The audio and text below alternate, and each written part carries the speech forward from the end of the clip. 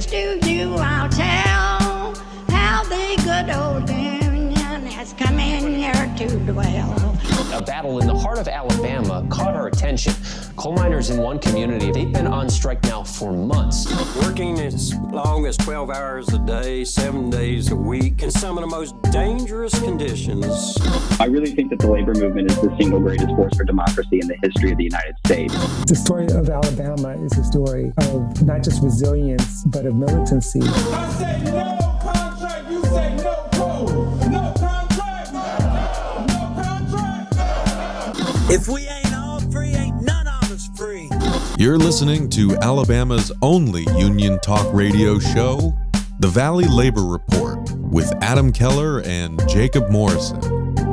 Hello, Tennessee Valley. This is The Valley Labor Report. My name is Jacob Morrison, here with my co-host and fellow agitator, Adam Keller. We are broadcasting online in HD, 1080p, and on the radio from the heart of the Tennessee Valley, the Spice Radio Studio in Huntsville, Alabama. Today, we talk to Casey Thomas, a recent graduate of the Apprenticeship program of the Ironworkers Local 477 for National Apprenticeship Week. Hyundai isn't just doing child labor, they're also doing racism, folks. We've got some business advice for Mazda and more on the program today.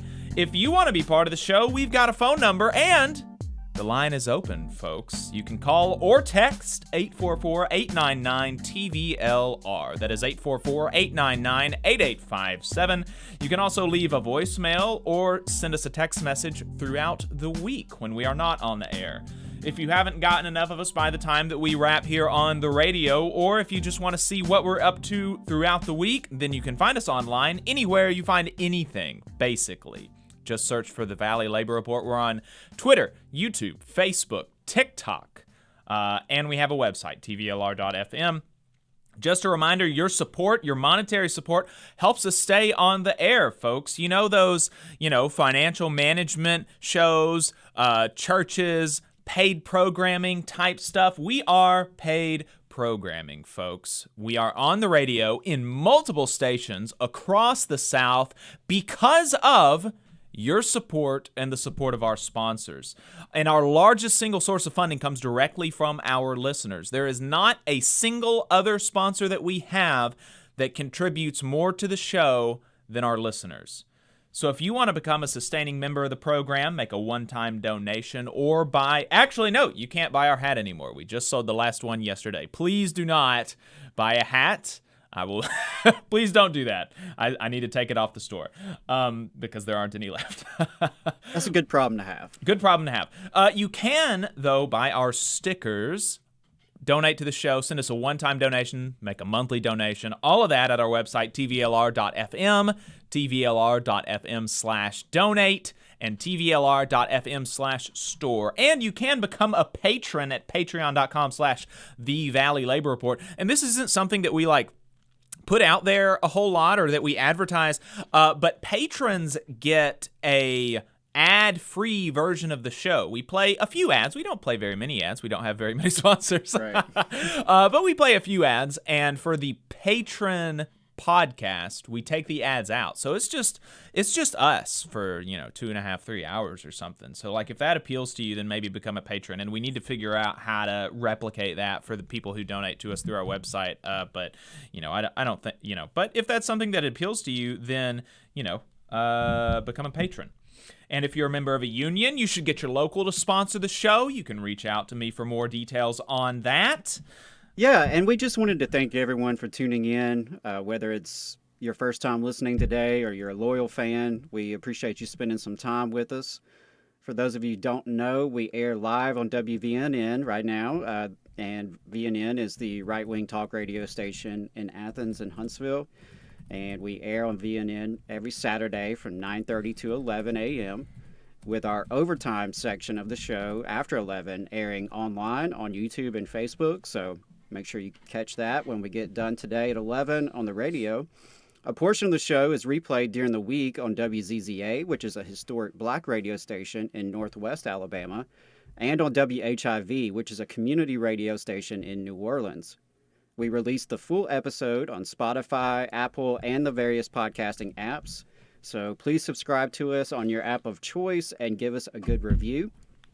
And throughout the week, we release clips of the show as standalone videos on YouTube and in some cases on TikTok and YouTube Shorts. So if there's a specific segment or interview you want to find, we try to make it easier for you and accessible. All that content is free. Just do us a favor, hit subscribe, hit like, and special thanks to all of you who do donate, all of you who comment, all of you who call in, and all of you who've liked us, followed us, shared us, reviewed us. That engagement on social media and the apps really does help, and that's a quick, easy, and free way to support the program. If you believe it's important to have our own media of, by, and for the Southern working class, please consider supporting us however you can, and please share with your coworkers, friends, family, and neighbors. We know you're getting bombarded with a lot of donation requests this time of year. I certainly am. But if you find value in our project and you're willing to chip in a couple bucks, it would really mean a lot.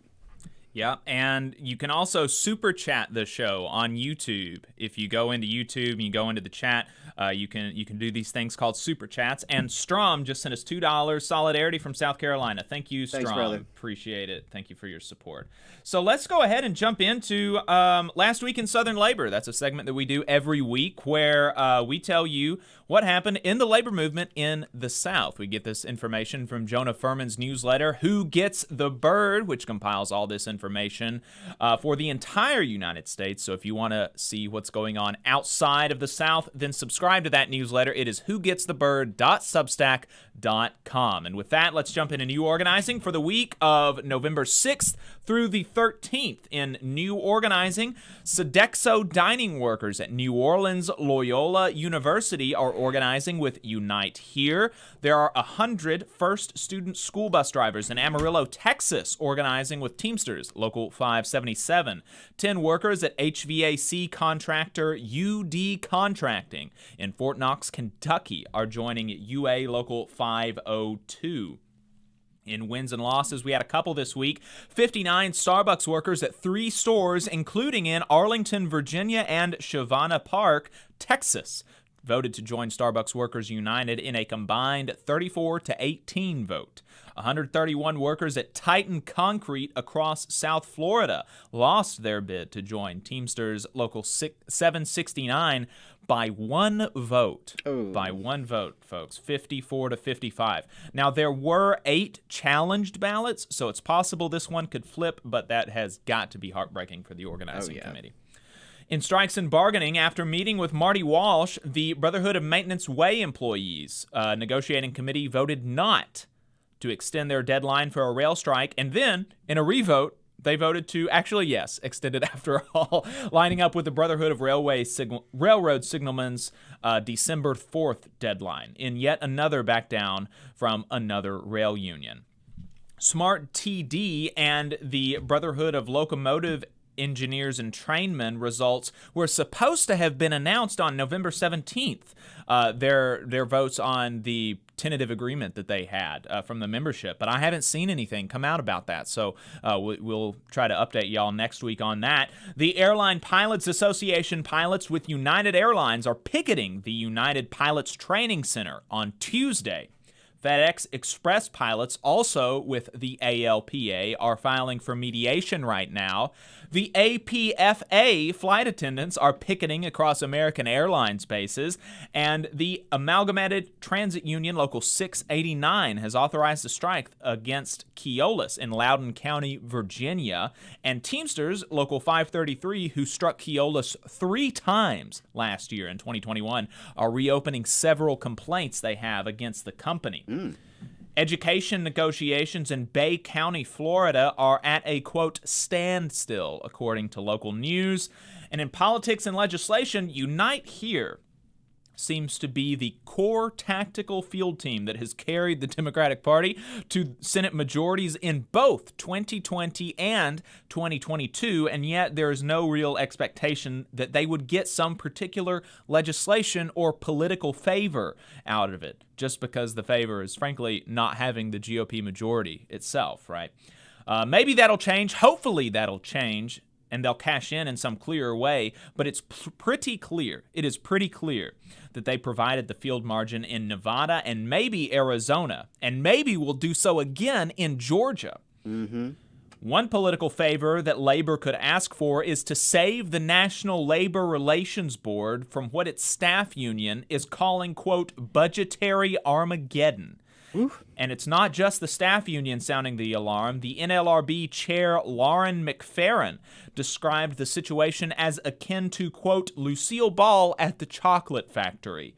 And General Counsel Jennifer Abruzzo talked about delays in case processing. We're going to be digging a bit deeper into what's happening at the NLRB in overtime, I believe. So stay tuned. We've got some words from the staff union on that. And finally, in internal union politics, there are just over 2 weeks until ballots are counted in the UAW election, and the federally appointed election monitor has found the incumbents illegally used an email list to contact 600 voters. Now, that may not sound like many, but with turnout currently standing at less than 9%, with again more than 2 weeks left to go in a mail-in election, but still, in a 5-way contested race for the presidency, it could very well end up mattering. Right. And I think it's fair to wonder what other resources might have been put to use for incumbent advantage, but we'll see.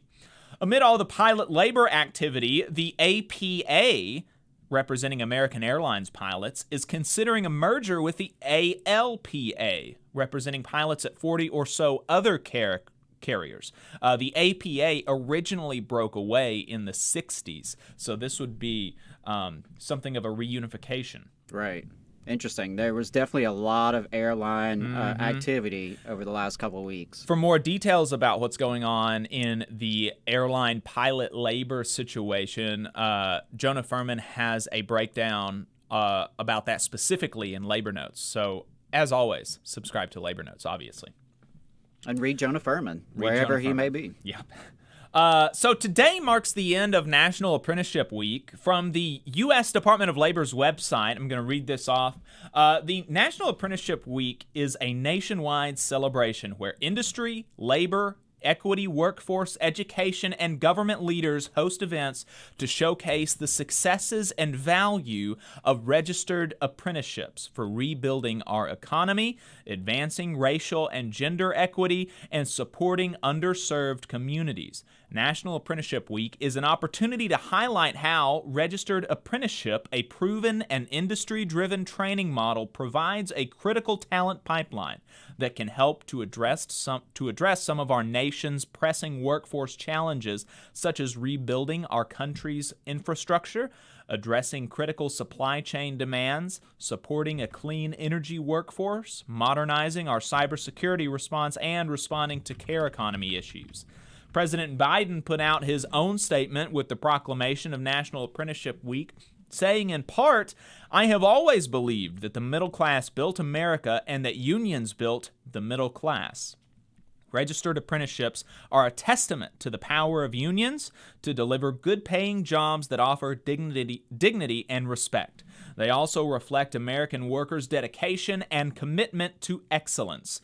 During National Apprenticeship Week, let us celebrate the apprentices of America, give our thanks to the mentors who trained them, and remind ourselves of our ongoing responsibility to invest in the best workforce on the planet.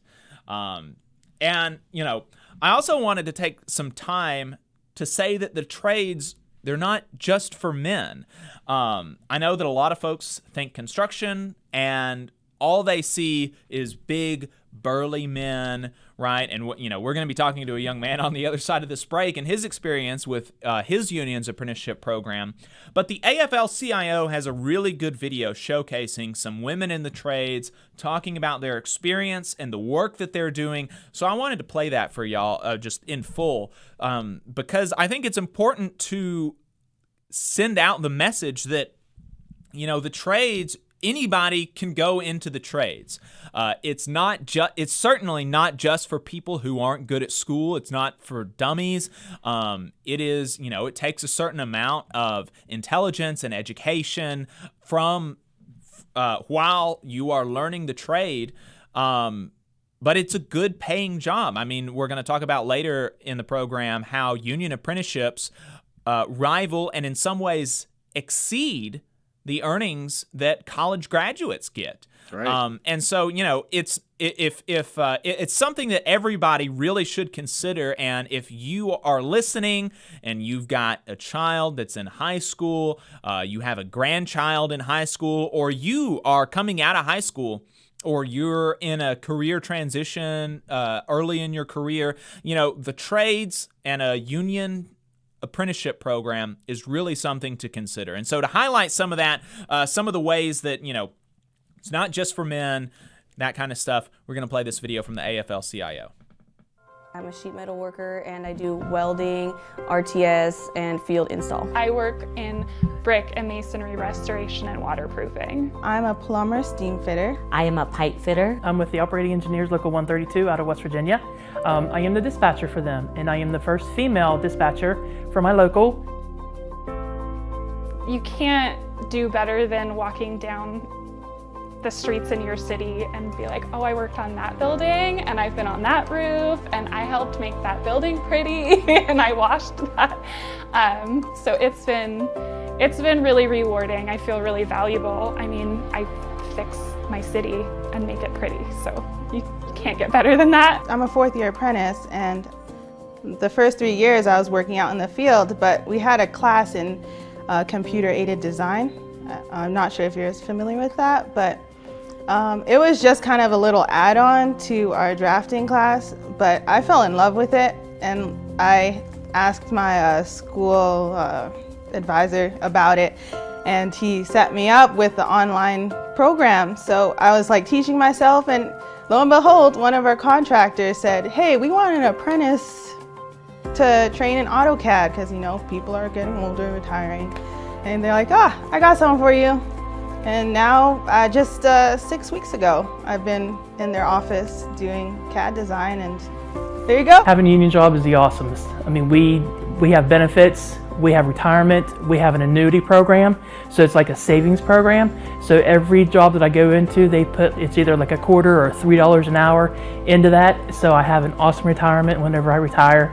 Yeah, hopefully in probably about 5 years. But I started a club called the S Club, which is Sisters in Piping. And it's for young women who are 16, 17, 18, 19 who are trying to get into the trade. It's before they get in. And I talk to them about the mental. Everything is the mental. If you can get over the mental part, it's not about the physical, because I'm not even 5 feet and I can do it. So if I can do it, you can do it. I want to communicate with sisters coming out of the incarcerated community to try to reach back into that community, because I came from that community too when I was younger. I really want to focus on helping youth, try to open them, I don't know how you would say, give them knowledge of the trades, because when I came out of incarceration, I didn't know anything about the trades. I didn't know that I could go and make money and they wouldn't do a background check and that my past wouldn't affect my career. So for me, that's another reason why I joined the trades. I just want to let the other youth know that there's that option.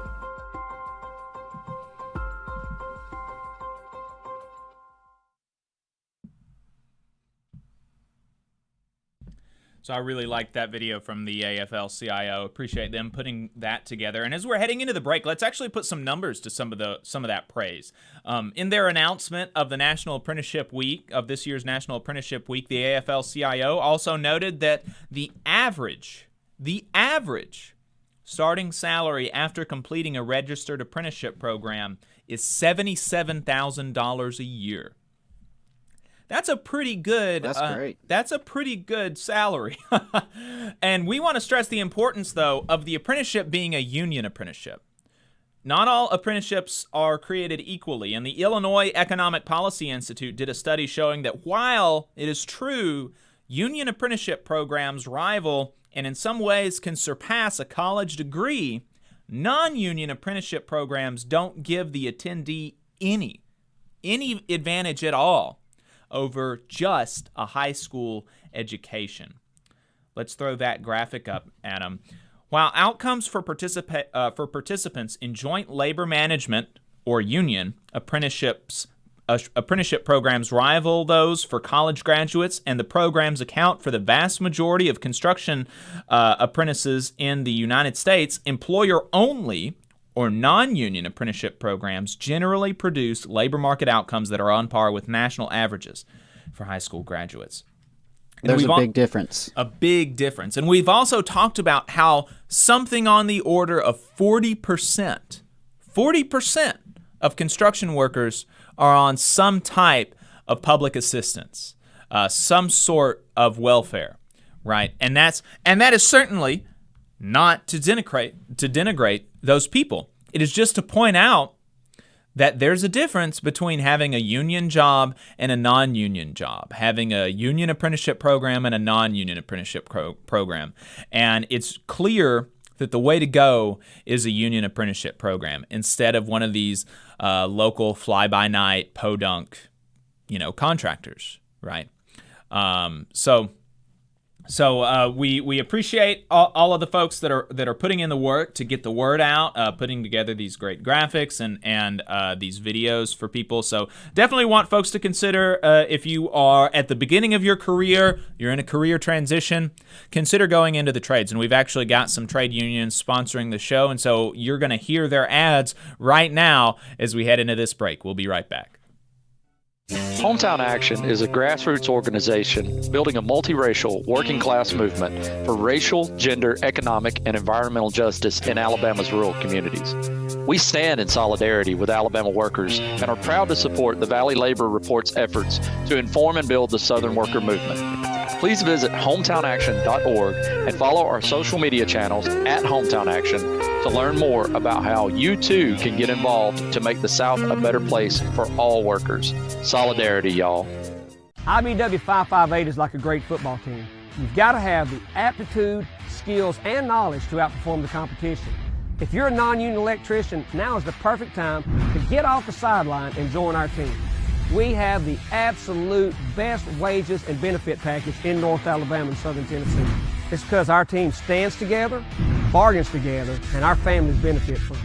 With immediate openings, you have the opportunity to see why the IBW is the right choice. Energy Alabama is a locally operated and membership-based nonprofit organization focused on advancing Alabama's clean energy future through education and advocacy. Many people in charge of infrastructure and building decisions simply don't know about how viable clean and renewable energy is. To that end, Energy Alabama has provided instruction to more than thousands of adults and tens of thousands of K-12 students across the state. We're working hard to build careers in clean energy and help everyday Alabamians save money on their utility bills. Learn more about our work and how you can join us at energyalabama.org. Support for the Valley Labor Report comes from the International Federation of Professional and Technical Engineers Union. Learn more by visiting www.ifpte.org. The attorneys at Maples, Tucker & Jacobs have stood with the working people of Alabama for over 40 years, providing skilled legal representation for your workplace injury claims. When you are injured on the job, it can be a scary time. The attorneys at Maples, Tucker & Jacobs have the experience to guide you through the process to make sure that you and your family are properly taken care of and your rights are protected. If you need help, call the attorneys at Maples, Tucker & Jacobs at 855-617-9333 or visit online at www.mtnj.com. No representation is made that the quality of legal services provided is greater than the quality of legal services provided by other law firms. Support for this program comes from the International Brotherhood of Electrical Workers, Local 136, out of Central Alabama. Learn more at ibew136.org.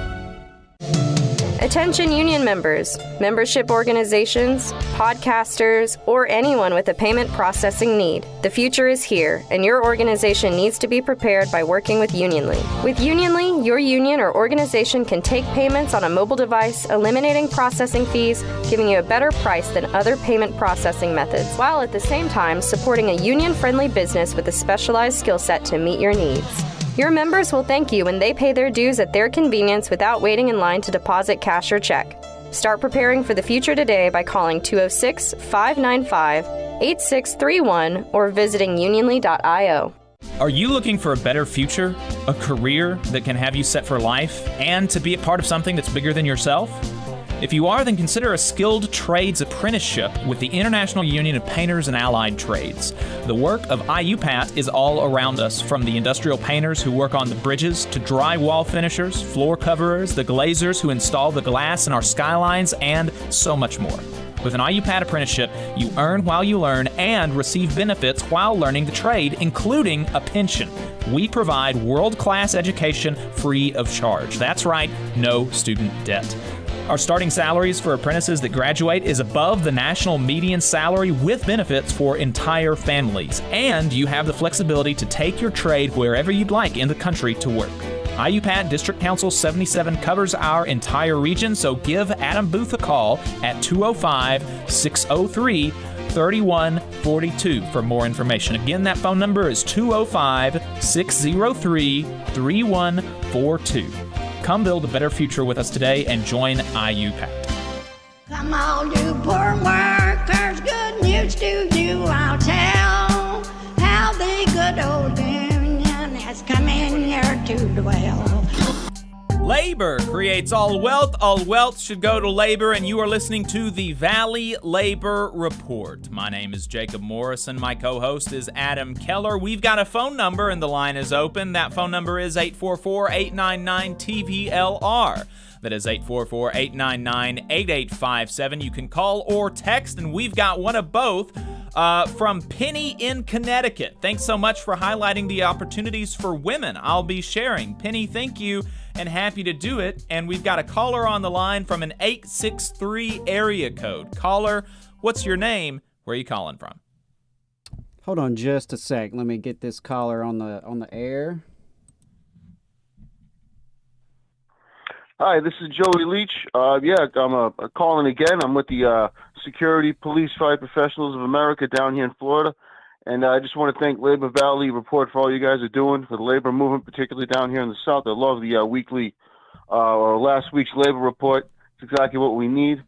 And just give a shout out to all my brothers and sisters in the SPFPA, all over the up and down Florida, all over the South, and all over across the country. And good luck to you guys in your show. Appreciate Thank you the so call, much. Joey. Thank you so much. We appreciate that. Thanks for calling in. Great, thank you. Yep. So we've got some late breaking news from the Alabama waterfront. Some late breaking news on the Alabama waterfront. The International Longshore Association Local 1410 have set a new strike date for Tuesday, November 22nd, after a strike date last month was postponed due to federal mediation. Yesterday at noon, the membership voted to move forward with the strike action without further delays after the mediation was abruptly canceled. According to reporting from AL.com, there are three major issues that are causing the holdup in the labor agreement: line handling, or tying up vessels, retroactive benefits for the last few years, and the number of workers per unit, according to Mark Bass, president of Local 1410. Union workers want to have sole control over line handling. As it stands right now, union workers cannot tie up vessels that are handled by non-unionized stevedoring companies, but non-unionized workers can tie up vessels handled by the CSA. Local 1410 wants to line handle all the vessels for the CSA that is contracted to unload, which would mean more man hours for its workers, Bass says. This is going to affect 800 Local 1410 workers down in Mobile. So we'll be keeping an eye on that and maybe getting one of them on the show next week. We'll see. Yeah, absolutely. So our first guest today is Casey Thomas. Have we got Casey on the line now, Adam? I do believe we do. Fantastic. Casey Thomas is a 29-year-old. Actually, his birthday was last week, and I can't remember if he was turning 29 or if he was turning 30. Casey, happy birthday, happy late birthday. And how old are you? It was yesterday, 29.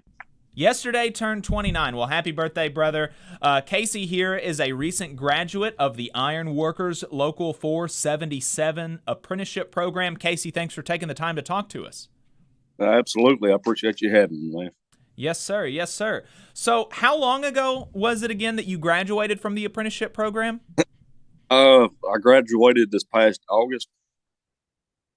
So it's just a few months, after you completed the apprenticeship program then. Yes. Gotcha. So what kind of work have they got you doing now? Right now, at 3M in Decatur, setting up a big pipe rack on the structural side. That's most of the experience that I've received is on the structural side and putting up the building itself. So that's where I'm at now, and it's going pretty good. Fantastic. Well, I'm glad to hear that. Glad you're enjoying the work. And so, before we go into your backstory, can you tell us more about where you are now and as a union iron worker, and specifically as it relates to like wages and benefits? What does that look like, and how has that affected your ability to, kind of move about the world and have a fairly comfortable life? It has definitely changed my life. I'm sure for many other brothers and sisters in the hall. It's like which I just graduated, so my pay, I can always negotiate my pay wherever I go, as far as travel and stuff like that, and the pay just can't beat it. I mean, on top of the benefits, the things that we receive towards our pension annuity, really nothing I can complain about. It's all just good things. Mm-hmm. And if you don't care, what are the what are you making per hour right now, and what are your what does some of the benefits look like as far as how much are you paying for health care, how much is going into your retirement, stuff like that?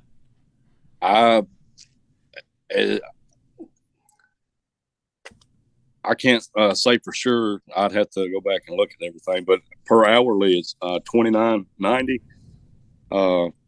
on top of the other benefits and stuff like that. We just recently had a raise on some things, but I can't give you an exact number on those.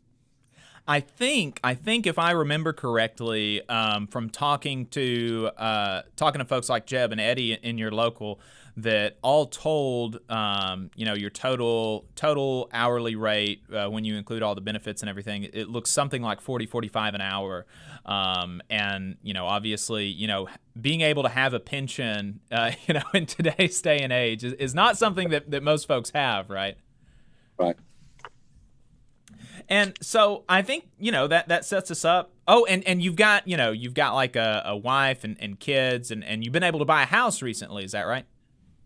Yeah. Right behind me. I mean, do you want me to get into a little bit of my story now, or? Yeah. Well, I was just going to say that sets us up well for the contrast. I think you've got wife and kids, and you've got a house now, and so go ahead and talk to us about what you were up to, what things were like, so to speak, before you got into the apprenticeship program over there. Man, it was probably about 5 years ago. Yeah, about 5 years ago. I've got a little baby girl. She's turning 3 in January. I got 2 step kids, one of them's 9 and one of them's 12.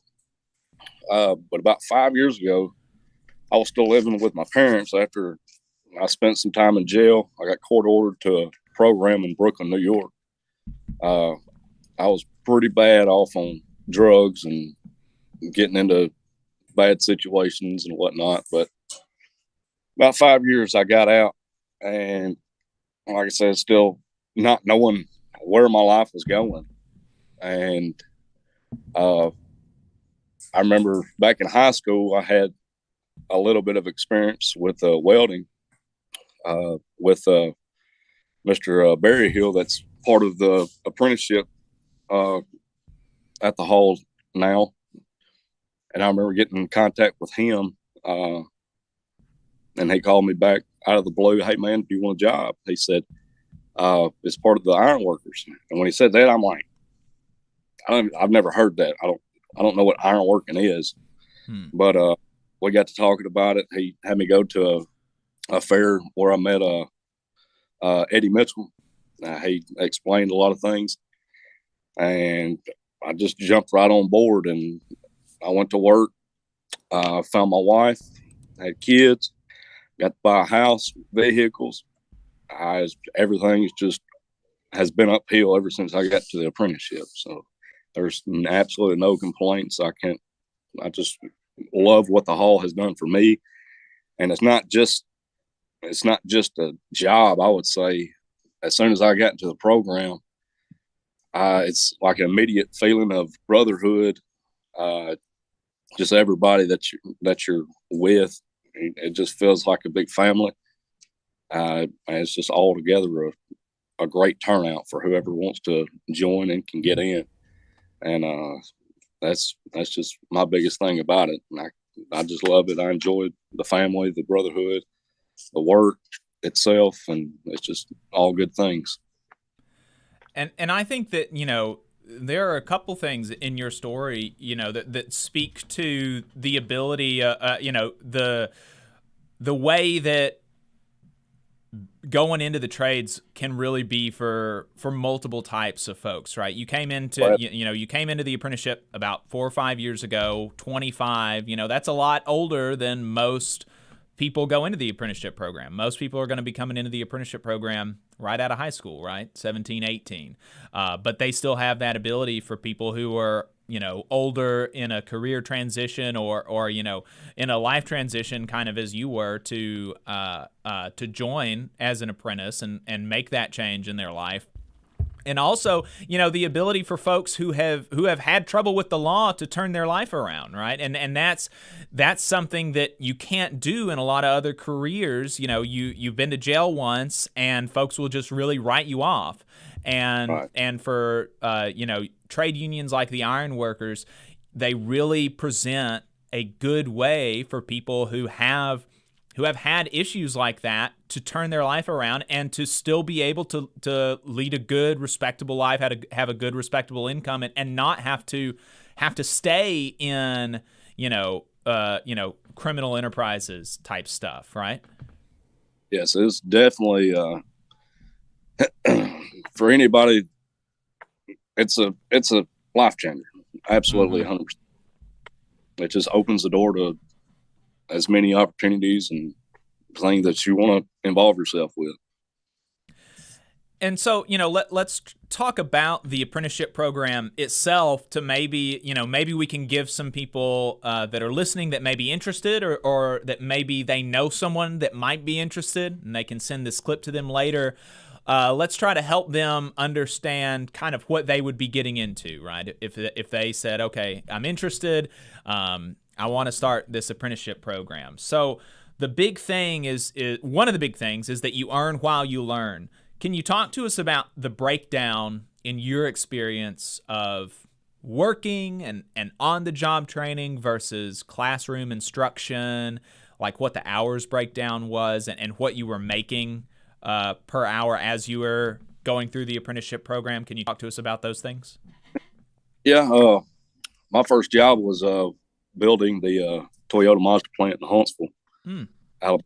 And when I first went out there, well, before I say anything, if it goes along with anything, you got to have the work ethic and the desire to want to see something finished through.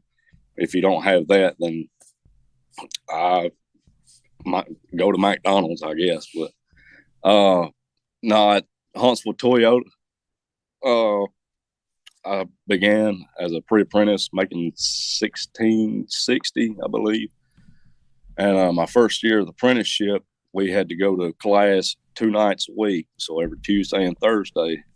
From where I was working at was probably about an hour or so to the hall where we had our schooling at. And so every Tuesday and Thursday, I'd get off around 3 o'clock. I had to go straight to school. And after the first year, they turned it into every other month. You'd have to go for a week straight for 10 hours a day. And it was tough. It was definitely tough, especially not living over there. Some guys, most of them live kind of close there, so they just get out of class and go straight home. But I got to drive most of the time, but most of work was near my house, so while they was having a short drive to school, I got a short drive to work, so it kind of worked out. Right. And what? How much did that cost, the schooling that you had? Absolutely nothing. They actually paid me to go, pretty much. I mean, they set me up for work. I went to work, made money, go to school. It was absolutely free while I'm learning everything. It's kind of a no-brainer not to get some free education. I didn't have to go to college for it. Actually, you get college credits for finishing the program. So yeah, it's a pretty good deal, I think. Yeah, it sounds like a pretty good deal. What was the support system like from the union as you're going through this apprenticeship program? You know, did you were journeymen, people who had finished the apprenticeship program previously? Were they a help as you were kind of going through your schooling, trying to, you know, I don't know how much like homework you had, or you know, if whenever you had a question, you know, were there folks there that could help you through some questions that you had? Oh yeah, of course there was always a few different instructors. Usually they're at the same time at school. Anytime on job site, we're surrounded by journeymen. And like I said previously, it's like a brotherhood. Anytime there's a question, don't know how to do this, can you show me an easier way? Whatever the case may be, there's always somebody to help you along the way and can show you little tricks or whatnot, and to just improve your ability to do the task at hand. So yeah, it's always it's always awesome, man. Fantastic. Well, Adam, do you have any questions for him? How long did you spend as an apprentice? How long was the program again? The program for me was 3 years. Okay. Gotcha. And then you had 1 year as a pre-apprentice, is that right? No, it was, I got in, I served a pre-apprentice for just a short amount of time. Just before I got to start class, it was only a few number of months, but. Okay. Gotcha. All right. Well, Casey, is there anything else that you reckon folks ought to know about, you know, the Ironworkers Apprenticeship Program, and in particular, trade union apprenticeship programs in general, your experience, stuff like that?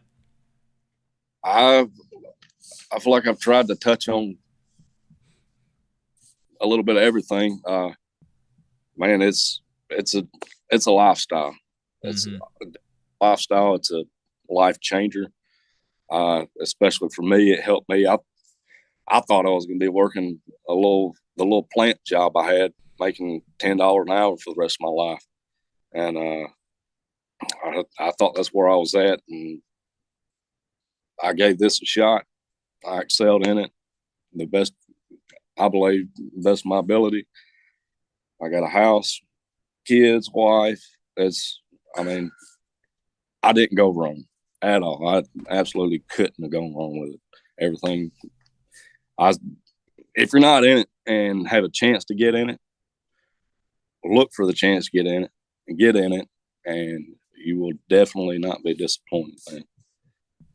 That's awesome. Yeah. And I really appreciate you sharing your testimony, and I'm just proud to hear your story.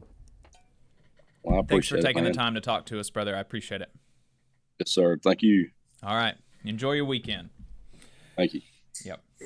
All right, folks, we're going to go ahead and go to another break. We will be right back with some, we're going to give some business advice to Mazda.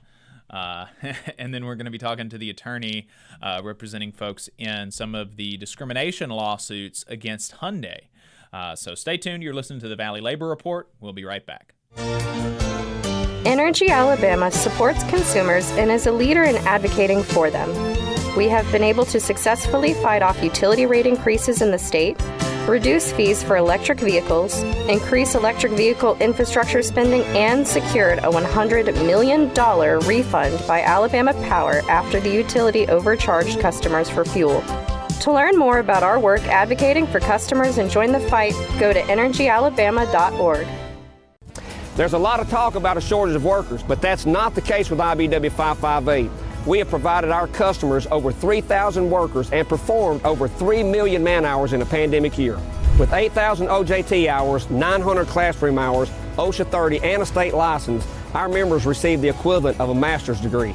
That's what makes IBW 558 the right choice for your electrical needs. Look us up at Facebook or at IBW558.org. North Alabama DSA is looking for folks to work for a better North Alabama. They prioritize mutual aid, municipal activism, and union solidarity. Contact them on social media or dsanorthalabama@gmail for more information. Support for this program is provided by the International Association for Machinists and Aerospace Workers, Local Lodge 44 in Decatur, Alabama. Learn more at iamaw44.org. Hometown Action is a grassroots organization building a multiracial working class movement for racial, gender, economic, and environmental justice in Alabama's rural communities. We stand in solidarity with Alabama workers and are proud to support the Valley Labor Report's efforts to inform and build the Southern worker movement. Please visit hometownaction.org and follow our social media channels at Hometown Action to learn more about how you too can get involved to make the South a better place for all workers. Solidarity, y'all. Support for this program also comes from the Ironworkers Local 477. So if you are looking for contractors with lower than average EMR and TRIR, they tell me that if you need to know what those mean, then you will. Or if you need to supplement a workforce at any level for any amount of time, short or long term, if you need ironworkers that come trained and certified at no extra cost, or if you need workers from superintendent down to general laborer, and you're looking to start work on a project, or you're unhappy with your current contractor situation, you need to call my friend Jeb Miles with the Ironworkers Local 477. They only work with the best in the business, vetted contractors, and can do all kinds of jobs from roofing to steel and bridge erection, from welding to heavy rigging, from structural repairs to machinery alignment, and much more. They supply manpower on 4 of the 5 largest projects in North Alabama, so you know they're legit. If you need good quality, safe, efficient, diligent, and knowledgeable workers on your job, then you need the Ironworkers Local 477. Call Jeb Miles at 256-383-3334 or via email at local477@bellsouth.net, and make sure you tell them that you heard about them on the Valley Labor Report. We're the nurses, firefighters, and claims representatives that help keep our government services running. We respond to natural disasters. We care for our nation's veterans, and we investigate discrimination in the workplace. We are federal and D.C. government workers, and we are proud to serve the American people. Working in more than 70 agencies across the government, we know we can fulfill our mission because our union has our back. Learn more at afge.org. Paid for by the American Federation of Government Employees, AFL-CIO. Support for this program also comes from the Mid-South Council of Retail, Wholesale, and Department Store Union. Learn more at rwdsu.info.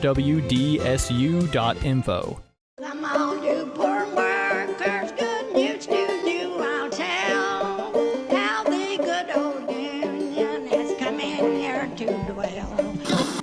Alabama's only union talk radio show. This is the Valley Labor Report. My name is Jacob Morrison, here with my co-host and fellow agitator Adam Keller. We've got a phone number and the line is open. That is 844-899-8857. You can call or text the show, and we might take your call, read your message live on air. We appreciate the folks in the live chat on YouTube and Facebook for hanging out with us.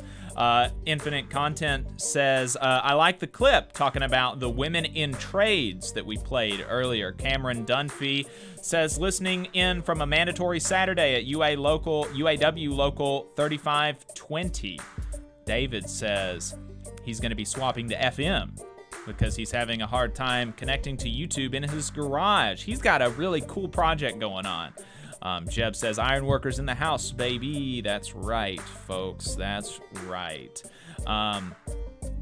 Strom says, sounds like a great program. Infinite Content says 45 an hour ain't bad, and that's definitely true.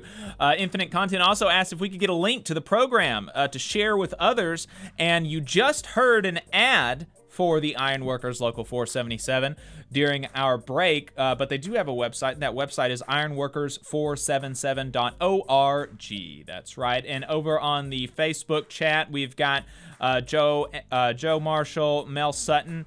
Appreciate y'all listening, and appreciate everybody listening on this Saturday morning.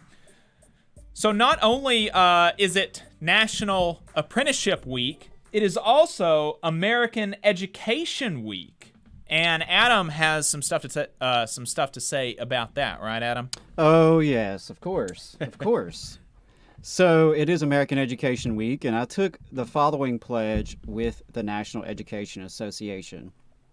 This American Education Week, we are coming together as families, educators, and communities to pledge our support for excellence in public education for all students. Great public schools transform the lives of students and their communities so we can create a more just and inclusive society. Together, we pledge to unite as one voice for our nation's students, demand justice and equity for students and educators, stand up for educator rights and safe working conditions, advocate for local, state, and federal policies that guarantee an equal opportunity for all students to succeed, share with our personal and professional networks about the challenges facing our students, educators, and public schools, and work together to find solutions for these challenges. I encourage you to take the pledge as well, but not only to take the pledge, but to act on it. I believe educators in the public schools in which they work play a pivotal role in our society and our democracy, to the extent we have democracy. On the Statue of Liberty are inscribed these words from Emma Lazarus: "Give me your tired, your poor, your huddled masses yearning to breathe free." Public schools, perhaps more than any other American institution, come closest to living up to this American promise. Unlike their competitors, public schools are required to admit all within their doors, regardless of ability, or language, or income, or race, or gender, or identity, or religion, and to provide a free, appropriate public education to the best of their capability. For all its flaws and remaining inequities, public education is one of the most long-lasting, comprehensive social benefits provided to families, particularly in a state like Alabama. Schools alone cannot fix all of our society's ills, though we often act as if they can. But we should always remember that public schools are the cornerstone of their communities. We need a strong majority to firmly declare that every child should receive an excellent public education. In the aftermath of the Great Recession, the GOP took control of a supermajority of the Alabama legislature, along with control of the executive and judicial branches. The results were as destructive as they were predictable. Some of the steepest funding cuts in the nation, the legalization and spread of sketchy charter schools, private school vouchers established through the Alabama Accountability Act, bogus so-called accountability measures like the failing schools list, attacks on the retirement pension and the creation of a second-tier retirement, attacks on the teaching profession itself from multiple directions, attacks on due process and tenure, resulting in a significantly weakened set of rights under the so-called Students First Act. Gotta love these Orwellian names. And of course, attacks on AEA, which is a shell of its former self. All of this and more happened within a few years early last decade, meaning an entire generation of Alabama students have been educated in an environment of austerity, corporate reform, and privatization. An entire generation of Alabama students sent to public schools sabotaged by politicians, schools struggling to retain and recruit qualified educators and provide the education our students deserve. In the last few years, the legislature has been a lot more quiet regarding the legal and funding framework for public schools. Propelled by right-wing media, controversies have erupted around issues of race, gender, and of course COVID. But the education budget and salaries have grown steadily with minimal opposition, even if in real inflation-adjusted dollars, we're mostly talking about catching up for previous cuts and stagnation. Compared to the first half of the last decade, the last several years have seen a de-emphasis from the legislature's GOP supermajority when it comes to the accelerated privatization and sabotage of public schools. However, Alabama's educators would be making a mistake to assume this relative truce will last. The first year of a new 4-year term for legislators is often the most important.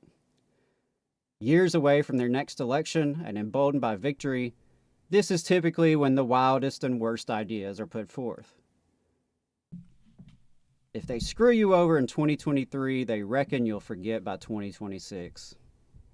Whether it's asinine culture wars playing to ignorance and prejudice, or the ever-present threats of more privatization, Alabama's educators will need to be informed and organized to withstand what might be coming over the next 4 years. Alabama educators must unite and reject any attempts to divert public education funding, as well as new proposals to issue tax rebates. Rebates. Seriously. As if these relatively sunny days lately for the budget will last forever, and there's no gloomy forecast ahead. As if much of the budget growth didn't come from one-time federal infusions. They're not discussing badly needed reforms to Alabama's upside-down tax system that punishes the working class while advantaging the wealthy, the big corporations, and the absentee mega landowners throughout the state. They're not talking about adding new revenue sources like every other state around us.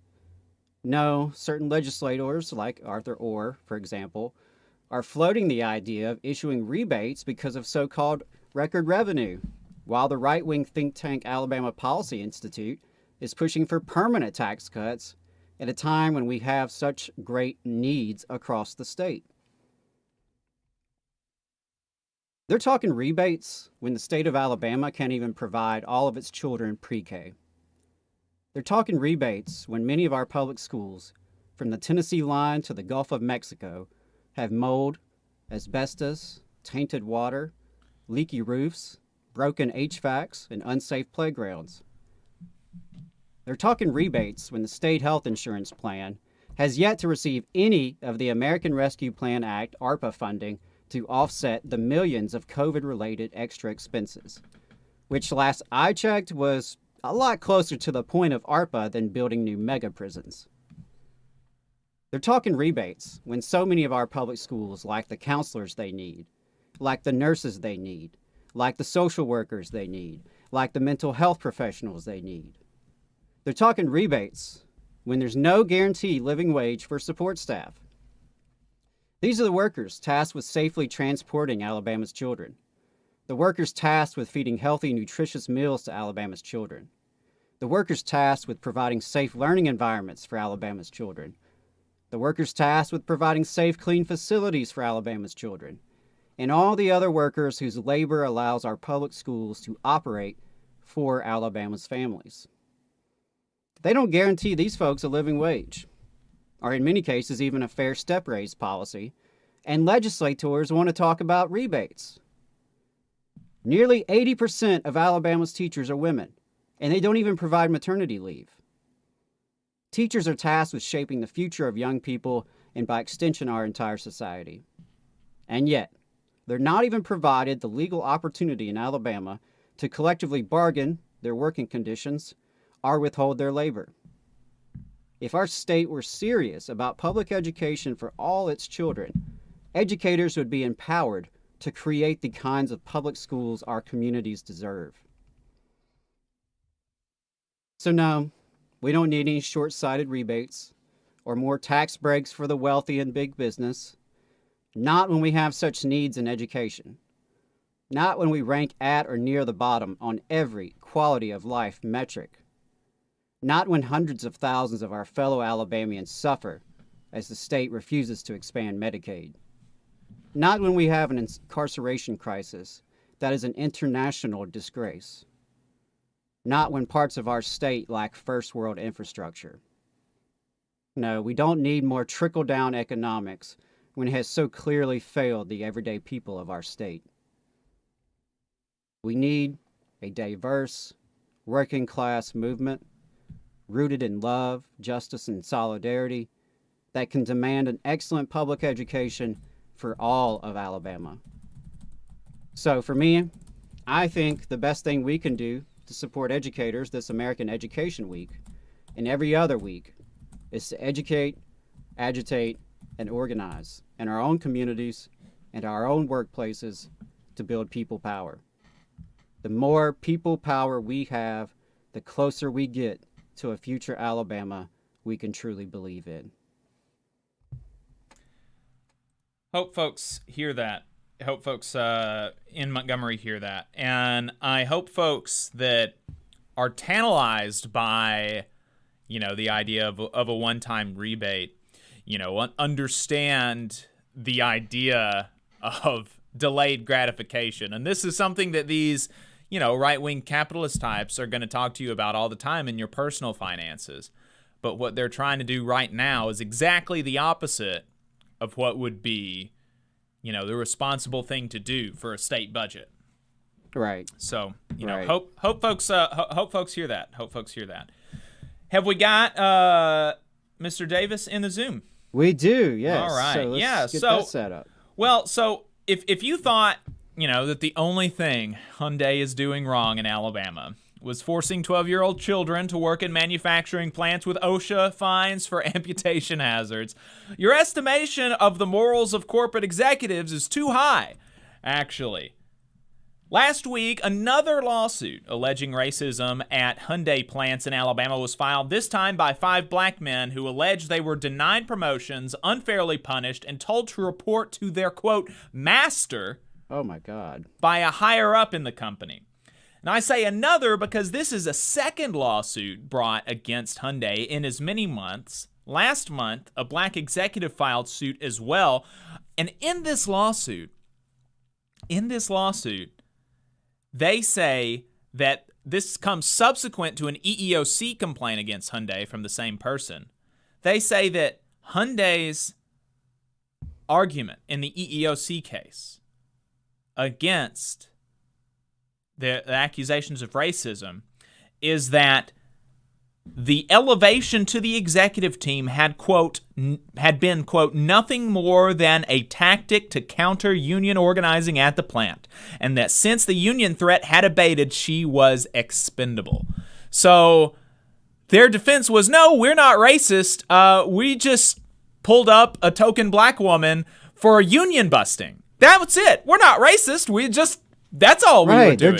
They're race neutral union busting, and it just so happens that black people are getting hurt by it, right? I'm sure it's all a big coincidence.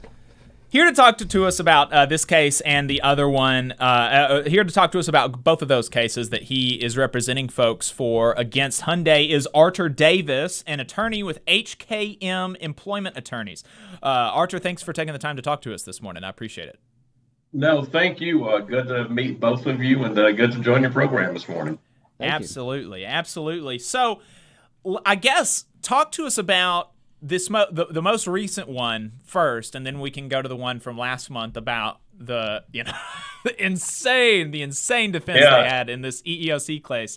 But let's talk about this one, the one that was filed last week, where on behalf of those 5 black men who allege, among other things, that they were told to report to their, quote, master. Talk to us about how they came into contact with you and what and all of the things that they're alleging and what they're looking for from this lawsuit. Sure. So let me start by saying that these 5 guys are enormously brave. Frederick Coleman, Edward Daniels, Stacy Trimble, Jason Ingram.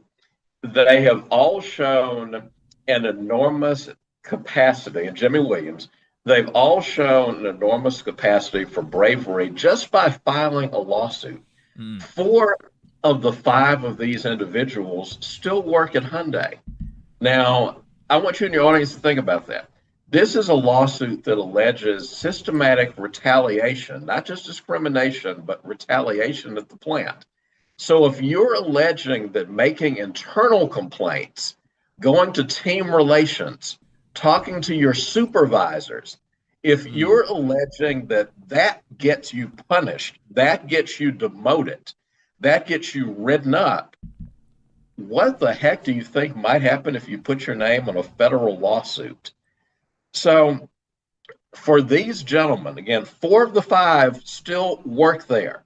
Literally 2 of them were telling me that they got news alerts about this case on Thursday night while they were picking up their cell phones to go home as they were leaving the shift. So it is amazing to me that these gentlemen, and it's noteworthy to me that these gentlemen have shown this kind of courage. So the lawsuit is about what I believe is a culture of discrimination and retaliation at the Hyundai plant in Montgomery. It's as simple as that. It's a plant where almost all the hard work of building cars and painting cars and assembling cars is done by African Americans. And the overwhelming majority of that work is done by African American men. But within this company, if you are an African American, the more the job pays, the more power the job has, the less likely it is to be diverse. So Hyundai promotes Black people to supervise Black people on the front lines. There are plenty of Black team leaders and group leaders. But when you try to move from that level to assistant manager, there's a dramatic drop off. But still, 30% of the assistant managers are Black. But guess what happens when you move to manager? That drops down to less than 10%. And guess what happens when you try to move to the very prestigious role of head of department? Hyundai currently has, out of roughly 20 some heads of department, 2 are African American, and one of those was installed in just the last several months. Now let's go one step beyond that to the executive team, which is roughly 14 or 15 people who run the plant and make all the senior decisions. I want you to mull on this for a minute. In the last 17 years since Hyundai of Montgomery went fully operational, in the last 17 years, 2 Black people have sat on the executive team. 2 in 17 years. Now, on top of that pattern of not promoting and a rigid and hard glass ceiling for Black folks, there has been a blatant pattern of retaliation against people who have the nerve to speak up. So there's one incident where a white manager told a group of Black people, "Oh, Master Swain needs to talk to you. The master wants to talk to you." He obviously thought that was funny. Right. He obviously thought that was funny. Well, there is never has been, never will be anything remotely jocular about an institution that put people in chains and whip them and disfigure them and discard them for life. That ain't joking material. But these gentlemen complain. So what do you think happens after the complaints? After the complaints, a team relations official told several of the Black men, 3 of whom are my clients, Coleman, Daniels, and Williams, they were told, watch out, there's a target on you, there's a red dot on you, and all the hunters listening know what that means, and they're trying to fire you, they're trying to get your jobs. All of these gentlemen have faced retaliation. One of them, Mr. Coleman, was told back in August, he asked, look, I've been applying for promotions for several years. I'm getting good marks in my interviews. I'm getting good performance reviews. Why am I not getting promoted? You know what a senior official told him? You need to stop complaining and making all this noise and make management happy. When you do that, maybe you'll get promoted. So this case is about getting some justice at the Hyundai plant in Montgomery. And we all know in the American legal system and this capitalist culture that we have, justice is measured by money. So we are seeking financial damages. We're seeking damages for lost wages, because when these men are denied promotions, they're denied income that they're entitled to. But we're also seeking damages for emotional distress.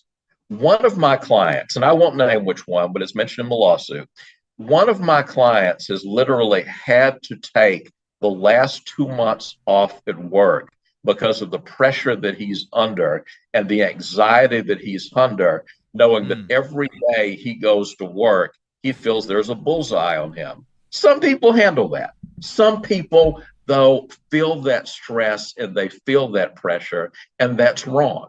And that's why the law awards compensatory damages. So we are looking forward to litigating this case. I'm working with a very talented lawyer, Ivy Best, who's one of the most brilliant young lawyers I've ever worked with. We look forward to litigating these cases and the case of Yvette Gilkey-Schufert that we filed a month ago. Yes, and I think you mentioned this earlier, but I just want to underscore how, even the team leads or the assistant managers you were talking about, there's 30% of black folks, or 30% of those positions are occupied by black folks. This is in a facility that is 85%. The workforce is 85% black, and so immediately when you go from the front lines to just 2 layers above, you're looking at like a third of the people that are actually doing the work are being promoted, and there's. And then beyond that, beyond just the statistical stuff that you've got, you have these, and one of the things that you haven't mentioned here, but that is in this AL.com article, is that one of the people that you're representing said that he applied for a promotion, and immediately after that promotion, after he applied, that promotion or that open position was withdrawn despite it not being filled, right? Right, so right. There's clear, we don't want, it's clear by the numbers, it's clear by the retaliation when you talk about discrimination happening, and it's clear by closing open positions that are not being filled when the only people that are applying is black folks. Let me put this in perspective. Let's say that somehow Alabama was 85% black. Let's say Alabama was 85% black. But let's say that every official in the state, every member of the legislature, everyone who held a senior position was white. That wouldn't be conceivable, right? Right. So that's sort of what goes on in the culture of Hyundai. But let me talk about Yvette Gilkey-Schufert for a moment, because you asked me how these cases came to be. I don't think that these 5 men, as brave as they are, I don't believe they would have come forward without Yvette Gilkey-Schufert being willing to file a charge of discrimination, to file a lawsuit a month ago. Yvette Gilkey-Schufert, I mentioned there are only in 17 years 2 black people have been in executive leadership. Well, she was one of them. She was in executive leadership for 4 years. She was fired for reasons, we believe, of discrimination and retaliation earlier this year. And I'll be candid with you. They offered her a good chunk of money. And they said, if you'll just go away quietly, we'll write you a big check. And we may even say nice things about you to folks in the corporate world in the state of Alabama. She knew she had been done wrong, and she refused to take their money in exchange for silence. Wow. Because as you and your audience knows, when a company says to you, oh, we'll settle with you, there's always a price for that settlement. You will never talk about it. And you'll never talk about the amount of money that you got. So, and you know what the company will do. Internally, they'll tell people, oh, that was a nuisance case. We sold it for nuisance value. So they're out there painting a picture that they gave you pennies to make you go away, no matter what they gave you, and you can't say a thing about it. That is the price of a settlement, and that's how things often work. And many people say, you know what, I need the money. And I respect that. I'm a plaintiff's lawyer, so we negotiate plenty of settlements. But I give Yvette an enormous amount of credit. I promise you, if you knew the amount of money that she was offered, I suspect 95 out of 100 people in the state of Alabama would have said, you know what, forget this discrimination business. She was courageous enough to stand up. And once she stood up, it did get covered in the media. These gentlemen said, if this lady can stand up, we can stand up too. And some of the there are 3 instances that are called out in the AL.com article about hers, and so we'll talk about the first 2, which are pretty crazy, and then we'll save the best for last, as it were, as far as the Union Talk radio show is concerned. One of them, she said she was paid $15,000 less than similarly situated counterparts, which is pretty bad in and of itself. Then another one, she said that during a meeting, she found that, or as she was elevated to this, quote, director of administration in 2018, she found that her duties had been so pared back that a white executive, quote, joked that her, quote, primary role during team sessions was to ensure the coffee stayed hot. Yeah. That's insane. Let me give you context for that. So the normal position of the normal duties of director of administration are you run vending, you run business relations, you run HR, you run team relations, you participate in all business planning. The HR function was taken away from her. The team relations function was taken away from her. She was denied membership in all the business planning sessions. So one of the few duties that she had left, her principal duties, frankly, were Black political outreach and working with political folks like Congresswoman Sewell and the leadership in Montgomery, and working with Quinn Ross at Alabama State. Those were honestly her primary duties for a lot of the time she spent there, that 4 years. But one of the duties left with her was managing vendors.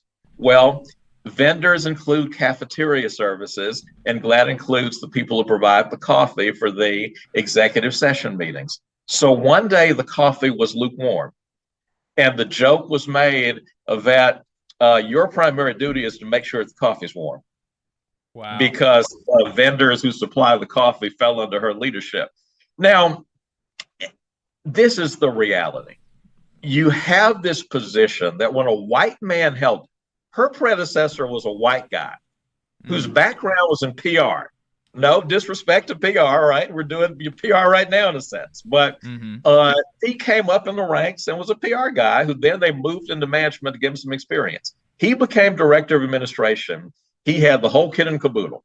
He ran human relations. He ran team relations, participated in all the business planning meetings, has an undergraduate BA. Well, when a vet gets the position, a vet has an MBA. A vet has been experienced in every major aspect of production leadership at Hyundai. When she gets the role, despite her substantial experience in her MBA, the position is downsized. All of the major duties are sliced away. So all of a sudden, her being in charge of the people who bring in coffee does become a big part of her portfolio. That tells you so much about the culture of this company. Because any company that discriminates against people on the front line truly understand that that discrimination, that mindset is going to make its way up the food chain. And even the African Americans who do manage to break through, they are vulnerable to being slapped down at some point. And listen to something, this is about women too. Yvette Shuford is also one of only 2 women who've held a senior leadership role in the executive team. One of only 2 women in 17 years. About a third of the workforce at Hyundai is female. But again, a fraction of the leadership is female. And that's not just Black women, that's white women as well. Hyundai is happy to have Blacks and women help build cars. They're happy to have that happen.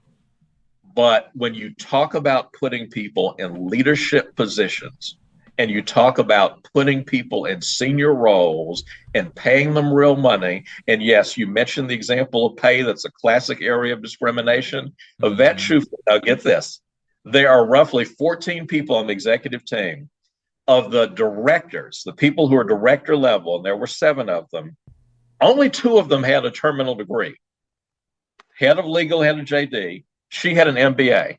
She was paid $15,000 less than the head of legal, even though a JD and an MBA are exactly comparable degrees, and she was paid $7,000 to $10,000 less than the other white guys who held their positions. So she was underpaid for 4 years, not given the responsibilities her predecessor, who was less educated and less experienced, was given. I call that a culture of discrimination. Absolutely. And one of the reasons that that I think the article alludes to that some of those HR responsibilities might have been pared away was alluded to in the EEOC case that she brought against Hyundai before filing this lawsuit with you, where during this EEOC case, and I called you yesterday because Adam didn't believe that we were reading the article right, but I called you yesterday and confirmed that in the EEOC case, Hyundai's defense was that they only elevated her to kill a union campaign. So yes. they basically, they got, one of them kind of, right? They got somebody from a black woman, elevated her to a position of authority. See, look how much we care about black folks, about women. And that was, and they just said that was their defense. And so one of the things that was that I think I remember the article saying that they thought that there were people at the ground level that were maybe emboldened by her perhaps to bring discrimination complaints. And so that's maybe one of the reasons why they pared back some of the HR stuff, is because maybe she actually cared a little bit about the workers as an executive. And they were like, oh, no, we can't have that. Am I reading that right? You're reading it exactly right. And this was breathtaking to me as a lawyer. Normally, when companies file position statements with the EEOC, frankly, it's usually very generic. Mm-hmm. Literally, they spend the first 2 pages quoting from their HR manual. And those are the first 2 pages of the response, whether it's 5 pages or 20, those are always the first 2. So I candidly expected the company to sort of stick to the story they gave Yvette Schufert when they fired her. They told her there was a restructuring going on. And I thought that they would say, yeah, we decided to do a restructuring and we're in the middle of doing it now. And I thought they might even say, and it wasn't just this position, it was several others. Now, we didn't buy that, but we were prepared to challenge it. But I'll be candid with you. I thought, and I told my client, that's what they're going to say. Well, lo and behold, in writing, they said, no, this was not about discrimination, not about retaliation. And it wasn't really about a restructuring either. We put Yvette Gilkey-Schufert in this position, quoting their position statement, because we felt that elevating her would counter union organizing that was going on at the plant. Now we feel that the union threat, and that's what they called it, the union threat has abated, so it was no longer necessary to have her in this role. Now here's the kicker. God. None of her job had to do with countering union organizing. That was not a single line item of her job. So what does that mean? That someone whose job had nothing to do with union organizing was put in the job to counter union organizing. As the old folk used to say, Ray Charles can see what that means. What it means is that this company felt that elevating a black person as a token might appease the black people at the plant. And if you appease them, they're not going to want to join. And we all know the phrase they use, the union, as if there's one union in the United States of America. They always say the union, right? It sounds like they say the blacks. A lot of these same folks use the phrase the blacks. Well, they also will say the union. Well, they felt that if African Americans said, oh, wow, now one of us is in a senior role, so we don't need to worry about this union stuff. And obviously they felt like it sort of worked. So they say in their position statement, it's an official government document, an official position of theirs now, they say that they concluded that the union threat had faded, so we no longer needed her in this position. you can't even wrap your hands around what that means. From a legal standpoint, it means that they have conceded that race was a motivating factor in their decision, and we dang sure pled and argued that. But from just a moral standpoint, instead of saying we put this person in a job because we trusted them, if they had said, you know what, this person wasn't performing, they might be wrong, but we'd understand that defense. If they had said, well, we just concluded she wasn't doing the job she was hired to do. I told the vet, you know, I at any given time have 40 to 50 cases. Hers might be the only case that I have where the company's defense is not in some way, shape, or form poor performance. And their position statement, they had not a negative word to say about her job performance. I can't tell you how rare that is. I've had clients who've had spotless records that they say, well, they had a good record, but they were late the 2 days before we fired them. They've been here for 5 years. They were late those 2 days. And you're sitting there saying, really? With a vet, they don't even suggest there was a problem. That is so rare in these cases for them to admit no performance issues, no disciplinary issues, no infractions, but we just thought that we didn't need a token anymore, so goodbye. Wow. It's so egregious. It's a pretty shocking one. So it sounds like you're feeling pretty good about this one. Well, lawsuits take a long time, and I always tell my clients that cases can easily take 3 years to get to trial. Even if cases settle, that can often be a 1.5 to 2 year process. And I always tell my clients, if we go to a jury and we win, they're going to appeal. The appeal will last for another 1.5 years. So before you see money, it could be 5 years. These cases, and that's almost a whole separate program, it is shameless how long it takes cases to litigate in the American federal courts. But we feel confident that, first of all, these individuals deserve a champion. That's always my standard when I decide, do I bring a lawsuit? Does my client deserve a champion? And then do they have facts that are meritorious that can stand up in federal court? I'm not telling you, Jacob, anything you don't know. The federal judges in Alabama are overwhelmingly pro-business. They're overwhelmingly conservative. And they have the mindset, understand one thing about federal judges. It literally requires an act of Congress to fire them. They have to be impeached. So they often can't relate to the notion of somebody being fired. They can't relate to the notion of somebody being told, you've worked here for 19 years and now you have to go, as Yvette Schufert was told, because that can't happen to them. Right. No matter how they perform, no matter how many times they're reversed, that cannot happen to them. Coming up on the end of the show, we got about 45 seconds left, but yeah, definitely a long road ahead, but looking forward to you making them pay, Mr. Davis. Well, thank you for giving me and my clients the time this morning. Absolutely. Thank you. All right, folks, we're going to be keeping an eye on that for sure. That is a wild case. Crazy stuff going on. Find us on YouTube and Facebook, folks, at the Valley Labor Report, where we're going to be going into overtime. We're talking to a Norwegian journalist who's been doing some labor reporting here in the U.S. about the labor situation over in Norway and what the U.S. situation looks like to him from there. Stay tuned. See you next week. All right, folks, we're off the radio. That's crazy. That's crazy stuff. Got a lot of comments in the chat. Apologies, Ron. I didn't have time to ask him your question. What is the Alabama AG doing about the labor violations? But I feel pretty confident in saying that the answer is nothing. Very confident about that.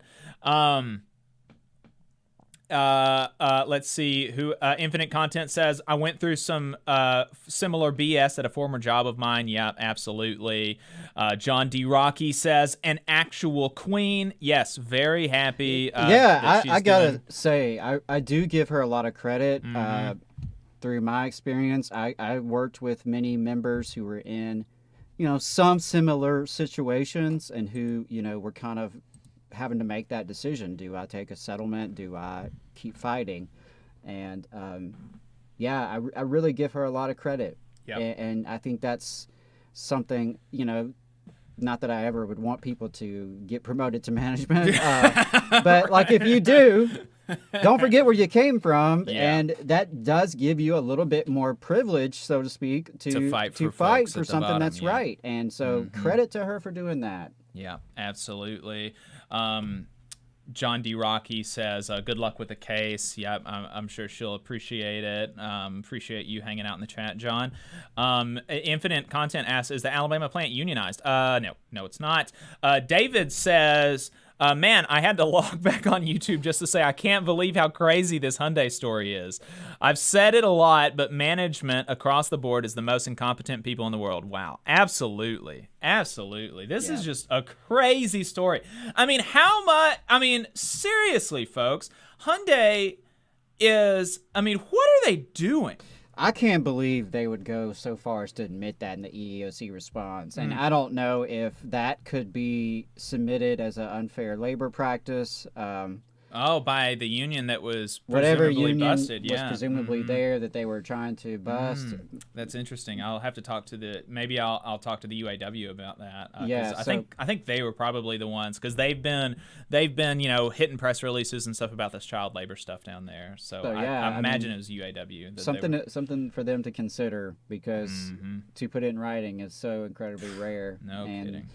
I think Mr. Davis was right. It does indicate the kind of culture that they have, like company-wide. For any one of these things to be happening indicates a cultural problem there, and the fact that all of that is occurring is just, just disturbing. Yeah.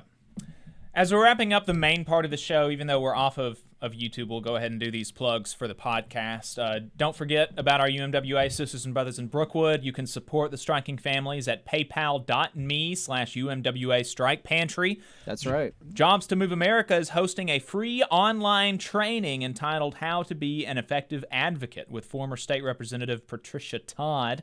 The training is Wednesday, November 23rd at 6 p.m. You can go to jobstomoveamerica.org for more information. Labor Notes has online training and meetings. The Labor Notes 101 Meet Your Fellow Troublemakers is on the 20th. The Stewards Workshop, Using Grievances to Organize, is on the 29th of November. Secrets of a Successful Organizer, 3-part November-December workshop series is going to be on Wednesdays beginning on the 30th, then on the 7th, then on the 14th of December.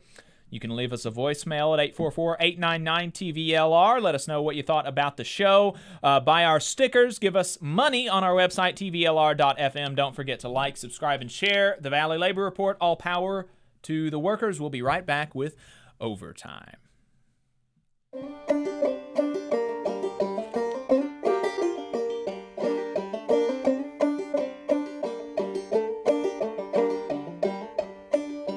Come on, you poor workers, good news to you I'll tell, how the good old union has come in here to dwell.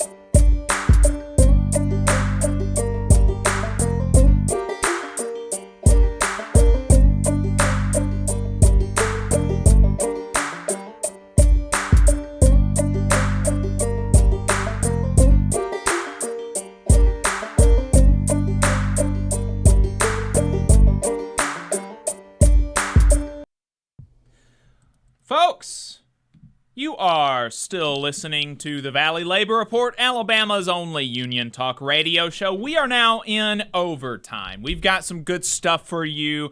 Talking about Elon Musk some more. Got some business advice from Mazda. Talking about labor in Norway. Looking forward to that. I think that's going to be a good conversation. I am interested. Yeah. Talking some more about the NLRB. That's some crazy stuff going on there. But let's go ahead and let's talk about Twitter. And the situation there seems to be getting worse for its workers and for people who care about free speech. Which I've heard is quite a lot of Republicans. And I had previously thought it was Elon Musk, but he seems to be proving me wrong. So like I said, the situation at Twitter seems to be getting worse, but it is doing one thing for us, and it's showing us the limits of free speech for billionaires who are touting it. That limit is when they don't like it. They are for free speech until they don't like it. As evidence for this, let's take a look at some public criticism that Elon got on Twitter. All right, so here is a tweet from an Eric Fraunhofer quoting Elon, who said, "By the way, I'd like to apologize for Twitter being super slow in many countries. App is doing greater than 1,000 poorly batched RPCs just to render a home timeline." Okay, look, I have no idea what he just said. No. Not a clue. Not a clue, okay? So respect to those who do. But you don't even have to tell me what it is. Yep, doesn't matter. Eric says, "I have spent approximately 6 years working on Twitter for Android and can say this is wrong." Okay, now look, something that I want to point out about this criticism is even though what Elon said is indecipherable to me, so I don't look, maybe this employee is full of it. That could be a possibility. But that tweet that Eric tweeted, quoting Elon, was not disrespectful. It was just a disagreement, right? Let's read the tweet again. Is it disrespectful or is it just disagreement? Quote, all this tweet says, "I have spent 6 years working on Twitter for Android and can say this is wrong." Not a disagreement. He doesn't even say he's not even doing the Twitter dunking like, "Hey, dumbass, you don't know what you're talking about." All he says is, "Look, I've been working on this for 6 years. That's not correct." Maybe he's full of it, maybe he's not, but the tweet was not disrespectful, is what I'm trying to say. It was just a disagreement, and I think it's reasonable that if you publicly criticize somebody's work product or pose a question about their work or make a statement about their work, that person should be able to publicly defend themselves. That person should be able to respond in the same manner that the comment was made, even if that criticism comes from their boss, even if that statement came from their boss. You should be able to respond to things that are respond to statements that are made in public. Should be able to respond in public to statements made in public, even if it comes from your boss. Why? Because I don't reckon that your boss is better than you. I don't reckon that your boss deserves some special respect, that we ought to have to treat our bosses with kid gloves, right? I don't reckon we should have to do that. I reckon we're all adults, and we should all be able to treat each other like adults. And I think that Eric was being perfectly fine disagreeing without being disagreeable. That's not what Elon Musk thought, though, because here somebody tweeted, quote, "With this kind of attitude, you probably don't want this guy on your team." And Elon said he's fired. Also, who is this guy? Langdon? Who is this guy acting like a snitch? Seriously. Yeah. Crying to the boss. Right. Excuse me, sir. One of your employees has a nasty attitude. Mm-hmm. Oh, my God. Yeah. Seriously. It's insane.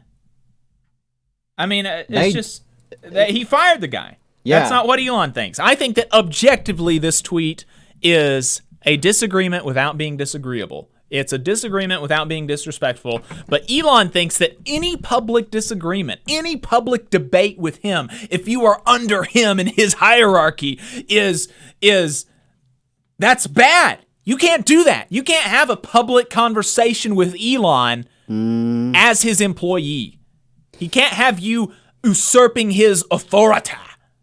Well, and he certainly is not the only boss with this attitude. Of course and that's not. one of the issues is how many employers have that same attitude, because certainly many of the employers I've worked for had the exact same attitude. Yeah. And it's like, don't you dare, if you're going to disagree, you really shouldn't. But don't you dare do it publicly. Absolutely. And now, okay, look. Maybe you say that was warranted because you can't respond to your betters in public. Maybe you agree with Elon here that you just shouldn't be able to have a conversation with somebody higher up in you in the food chain in public because think about the chains of command or whatever, right? Maybe that's what you think. But maybe you say criticism and disagreement and debate is fine. But if you have a criticism or a debate or a disagreement with somebody higher up than you in the food chain, you have to make sure it's internal. You got to make sure that that conversations about work are done internally. You can't go publicly criticizing or even disagreeing with your boss. You just can't do that. That's disrespectful. Right. Raise your hand if you've heard that shit before.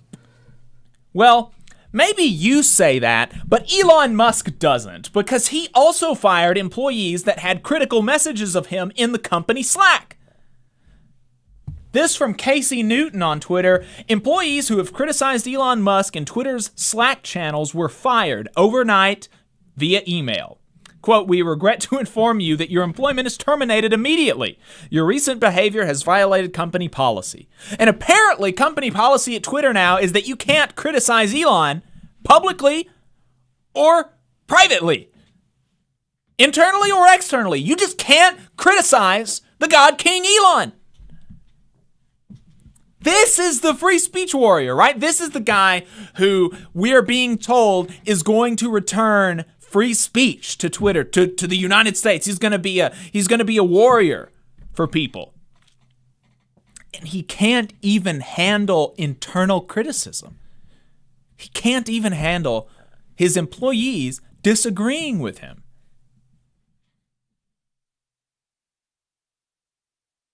Amazingly, a right-wing radio host in Tennessee defended this, implying that he too would be fired if he dared criticize his bosses, and that this is an okay arrangement.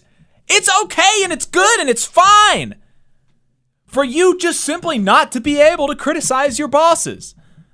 You shouldn't be able to. You shouldn't even. In fact, we should have a mechanism where we can look into your mind and make sure that you're not thinking critical thoughts about your employer.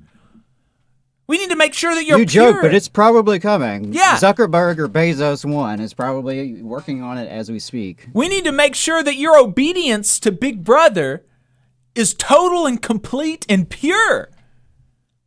So as soon as we can, we're going to figure out a way to drill into that little mind of yours and make sure that there aren't any, you're not doing any wrong think. Otherwise, we're going to fire you.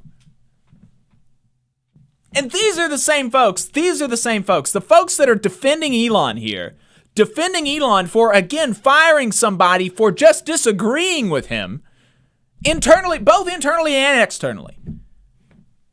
The same folks that are doing that are defending Elon for this, are the same people that point and laugh at SJW types for conformity and political correctness. They're the same people that cry about censorship.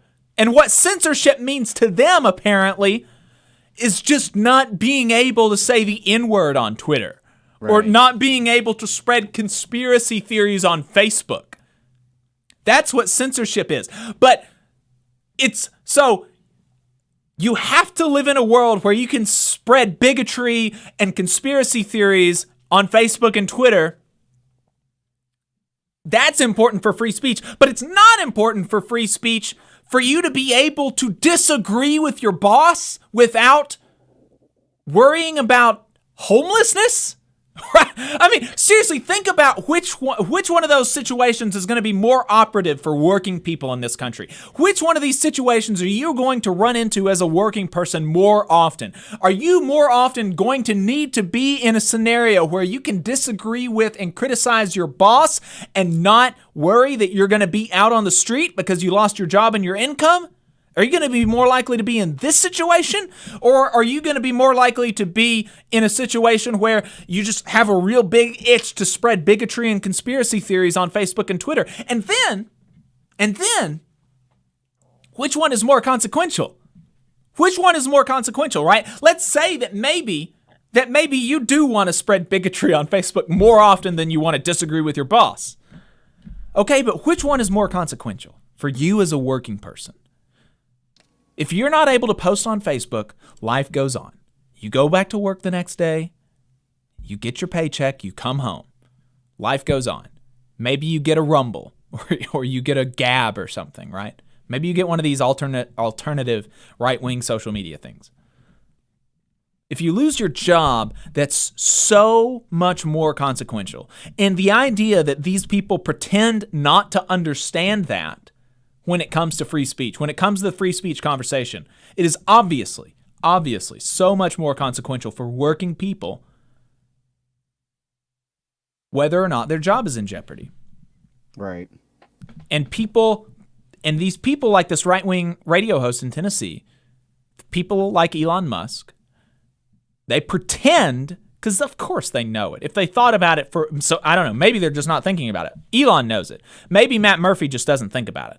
Maybe, well, and for him, posting is kind of is his job. Right. So, maybe there's some issues there with the number of the people who drive this narrative and how dependent they are on these social media platforms for their clicks and their ad revenue and all that garbage. Mm-hmm. Yeah, it's so wild. I mean, and he says, guess what would happen if I criticized our Cumulus CEO in the same manner on our 100,000 radio station in Nashville? Just go ahead and guess. Could you imagine being such such a spineless weasel? Oh, I could never criticize my boss on the radio, and that's good, and I'm defending that, and I'm defending my boss's authority to fire me because I disagree with him. It's a fetish for hierarchy. Oh my gosh, dude. What a loser. There was a quote I saw this week that was going around that I think is really appropriate here, which is by someone named Wendy Jade, who said, an environment that is not safe to disagree in is not an environment focused on growth. It's an environment focused on control. Obviously. And I think that really applies here at Twitter, and it applies in workplace after workplace across this country, where we spend so much of our time, so much of our waking time at work under the hierarchy of bosses. And so that is a free speech issue that we encounter day after day. We have the First Amendment, and how dare anyone insult the First Amendment, your freedom of speech, but we just sort of accept that for 8 to 10 to 12 hours a day, you don't actually have those rights. Right. You are reporting to a monarchy. Yeah. It's a dictatorship at work. You don't have any freedoms there except for what the boss gives you. It's not acceptable in our political system to have that sort of attitude, though it's becoming increasingly more so. But the average person isn't going to say, yeah, I'd like to live under a king or a dictator who will tell me when I'm allowed to have any free speech. Right. We got a Text Infinite Content here. Have you ever seen a company collapse as quickly as the Twitter debacle? Even vulture capitalists haven't imploded companies so fast. Right. We'll see if the company actually ends up imploding, but certainly a lot of drama and a lot of mask dropping. Yeah, I like the joke going around about, can he buy Fox News next? Right. What else can he buy and just totally screw up? Yeah. Ron says, let's have more autocratic billionaires so we can run businesses more logically. Right. Of course. Who is out here snitching to the boss? Apparently a lot of people on Twitter, a lot of weirdos on Twitter. Strom says, what can you say about a man Sam Harris and John Rogan fawn over? Indeed. William says, bootlickers. Yep, that's right. William says, billionaires should not exist. It's that simple. Absolutely. Infinite Content with a $5 super chat says, I'm seeing a lot of snitching and Elon wasting time looking for criticism instead of learning how the sausage is made at Twitter. Stop snitching. Obviously. William says, at will employment is crazy. Join a union looking at you, tech workers. Indeed. You should not, I don't think, right-wing weirdos like Matt Murphy, billionaire oligarchs like Elon Musk, and all of his defenders on Twitter, they reckon that it's good that you just can't criticize your boss, but not us. We think you should be able to criticize your boss, and maybe you should even be able to be disrespectful to him. Oh, right. Oh no! You know what? And as long as you do your job, shouldn't matter. Perhaps you don't need a boss. Crazy. Ever thought about that? Yeah. Hey, let's is Mathias isn't in the Zoom yet, is he? No, not yet. So let's talk about this Mazda stuff. Right. Normally Facebook comment sections for AL.com are a total cesspool. That's probably putting it nice. And I'm not going to say that this one in particular was free of trash, but there were definitely some bright spots. And it was in the post where AL.com highlighted poor old international multi-billion-dollar company Mazda's complaints about not being able to retain a workforce. And as a result, are going to have to push some production timelines back. Boo. No. Oh, no. Won't somebody think of the international multi-billion-dollar companies? Now, even though Adam Keller is not a fancy CEO, you had some advice for them, right, in the comments section? I did, yeah. And this was all free of charge. No payments necessary. I'm not a fancy CEO or HR director or attorney. But if I had trouble retaining and recruiting employees, I might, this is just me now. I'm, again, not a fancy boy HR director, CEO. But if I knew my company could not recruit people, could not retain people, despite advertising all over the place, despite all the city government and all the media stroking you off whenever, okay, I'd take a good look at my pay, my benefits, my scheduling, my working conditions, the terms and conditions of employment, and maybe, while I'm at it, maybe take a look at the management. And that advice, it's on the house. Gave that for free. I wasn't charging Mazda. I was just helping them, giving them some friendly suggestions on how they could address their recruitment and retention problem. And surprisingly, a lot of people seem to resonate. That seemed to resonate with folks. I don't think I got any trolls. I don't think I got any pushback. Just hundreds of people liked this little comment. I try to stay out of the Facebook discussions, and I'm much more offline than you are, Jacob, but it was a day where I just happened to be stuck at the pharmacy for 30 minutes waiting on a medication because they were short-staffed and busy, and there was insurance problems for half the people in line. And I mean, we've all been there, right? So I just happened to pull up my phone to kill some time, and first thing I see is Mazda complaining nobody wants to work anymore. Nobody wants to work at Mazda. Poor multi-billion-dollar corporations. Yeah, I mean, I'm sure it has nothing to do with the obscene schedules that they force upon people that impacts their family life. I'm sure all of their managers are high-quality, nice, respectful, competent individuals providing the best training and human relations possible. I'm sure. There's probably couldn't be an issue there. Right. But of course, I mean, that's why they come to Alabama in the first place, right? Yeah, that's our home sweet home, Alabama, is that we can provide to multinational corporations cheap, exploitable, non-union labor, and we can have a state government that will give them every bribe or, incentive, subsidy, and tax write-off that they can possibly give them, with the quiet, winking promise that there will be virtually no regulation when it comes to safety or the environment or any other aspects of regulation, certainly when compared to more developed parts of the world. And, that's what companies like Mazda and like Hyundai have discovered, is that Alabama is a little bit closer than Mexico and China, and you can get away with some of the same stuff here. Yeah.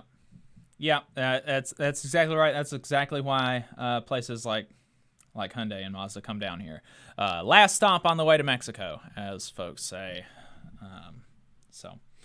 That did seem to be the common sentiment among our fellow Alabamians in this comment section. So we don't agree on everything, but at least this time it seems we were all able to agree to tell this corporate executive at Mazda, screw you, pay us. It's not that hard. Nope. It's not that hard, y'all. And yeah, I was proud to see actual common sense being pretty common in the comment section, because as you said, it is normally the worst aspects of humanity on display for all to see. So yeah, nice, pleasant surprise. Yep. Mathias in the Zoom now? No, I don't believe so. All right. No, not yet. Fine. That's okay though. Yeah, we got a couple other stories. Yeah, we got a couple other stories. Let's talk about this this with the NLRB. We've discussed the issue, and we mentioned it in last week in Southern Labor, alluded to it. And we've been discussing this issue with underfunding of the NLRB for some time, and it's a real issue. It's a real issue. We're talking about huge cuts to staff over the past decade as filings are increasing over the past couple of years. It's a really bad deal for American workers that, unfortunately, it seems like many Democrats as well as Republicans are fine with. And this underfunding issue is so bad that Jennifer Abruzzo said they are going to be forced to go into furlough territory. Oh, no. At the end of December. Oh, just what you want in the middle of very contentious union drives is furloughs of the NLRB. Yeah. Yeah, so this is a very, very big issue. And like I said, Jennifer Abruzzo said that they're going to have to do furloughs if they don't get an infusion of money soon. And it needs to happen in this lame duck period before the Republicans take over, because there's no way that House Republicans would probably be willing to blow up the country's economy before they are willing to, back our law enforcement officers at the NLRB. Yeah, I think you're right. There's a lot that they would do before they did that. Yeah. So yeah, this probably is one of the last chances to get something done for 2 years. Yeah. What we did not anticipate, however, was having to cover self-inflicted wounds on the agency by the purportedly pro-union and pro-worker head of the NLRB, Jennifer Abruzzo. But it seems like that's what's happened as of last week. So currently, the union has a memorandum of understanding with the agency allowing for 5 days of telework per pay period. Telework is, of course, being able to work from home, not in the office. The union states, the union representing NLRB employees, the NLRBU, the union states that this has been whittled down from a previous 7 days, before that 8 days, and before that 10 days at the height of telework during the pandemic. A lot of government agencies, including mine, went to 100% telework for some time. Mine was probably about a year. We were 100% telework. They also noted that, like so many other agencies across the government and companies across the private sector, they were told by their management that productivity did not decrease, and they were lauded for their performance during the 100% telework period. Happened at my agency. And yet, Abruzzo told the union that she is going to allow the memorandum of understanding that they have for 5 days of telework per pay period to expire on the 23rd of December, which means that after Christmas, their work schedule will revert to the pre-COVID 3 days of telework per pay period. That means 4 days in the office almost every week, only 1 day per week, basically, that they're able to telework. And that is not just bad for the workers there, not being able to have this perk. It's bad for workers everywhere because the union is reporting that longtime NLRB employees are taking other jobs and prospective employees are rejecting offers because other places in the government and in the private sector offer both higher salaries and more options for telework and remote work. Which is, why would you not, right? Why would you not if you've got somewhere that, is going to be paying you more and you have more flexibility versus somewhere that's going to pay you less and have less flexibility. You can't be competitive that way. Just for competitiveness, you have to retain this, at least a moderate, if not aggressive amount of telework. And Abruzzo seems ready to directly contribute to understaffing at the NLRB by allowing this memorandum of understanding expire. And it's indecipherable to me as to why she would be doing this. I'm not under, I've been talking to people that work at the NLRB and they seem pretty flummoxed by it. They said that they still, after 2 years of bargaining with her, do not have a collective bargaining agreement. And wow. That if this MOU expires, that their working conditions will actually be worse than it was under union-busting Peter Robb when he was general counsel of the NLRB. So, I mean, I don't know what to say about that. That's really disheartening to hear.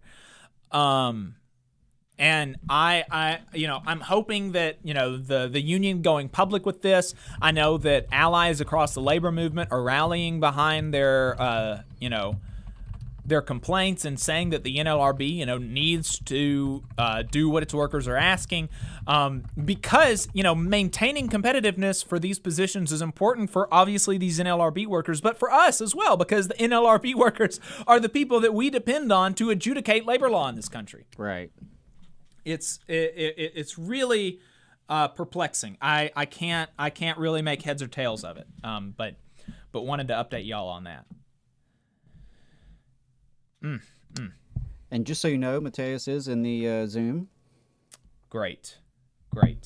So let's go ahead and talk to him then. So yeah, Mathias Hammer is a reporter on foreign affairs for the Norwegian newspaper Klassekampen.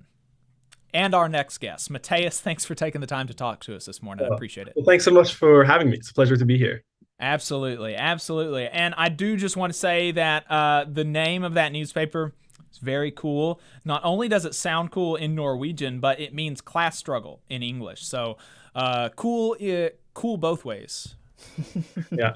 I guess we're, I guess we define ourselves as the daily newspaper of the left. I think is kind of our slogan. It kind of came out of a period of very kind of radical politics in the 70s and the 80s, where there was a very active Marxist-Leninist movement, which originally founded the newspaper. And then obviously it became harder to be a Marxist-Leninist. And then after various kind of infights within the newspaper, it then became a broader newspaper for, I guess, readers generally maybe on the left in the Norwegian political landscape, which would be, it's a parliamentary system, so you have a lot of kind of smaller parties, but that would be kind of the left of the Labour Party, the kind of mainstream progressive party, and then two or three parties to the left of that, which I guess we're looking at, I guess maybe 20-30% of voters. And I guess I think we're the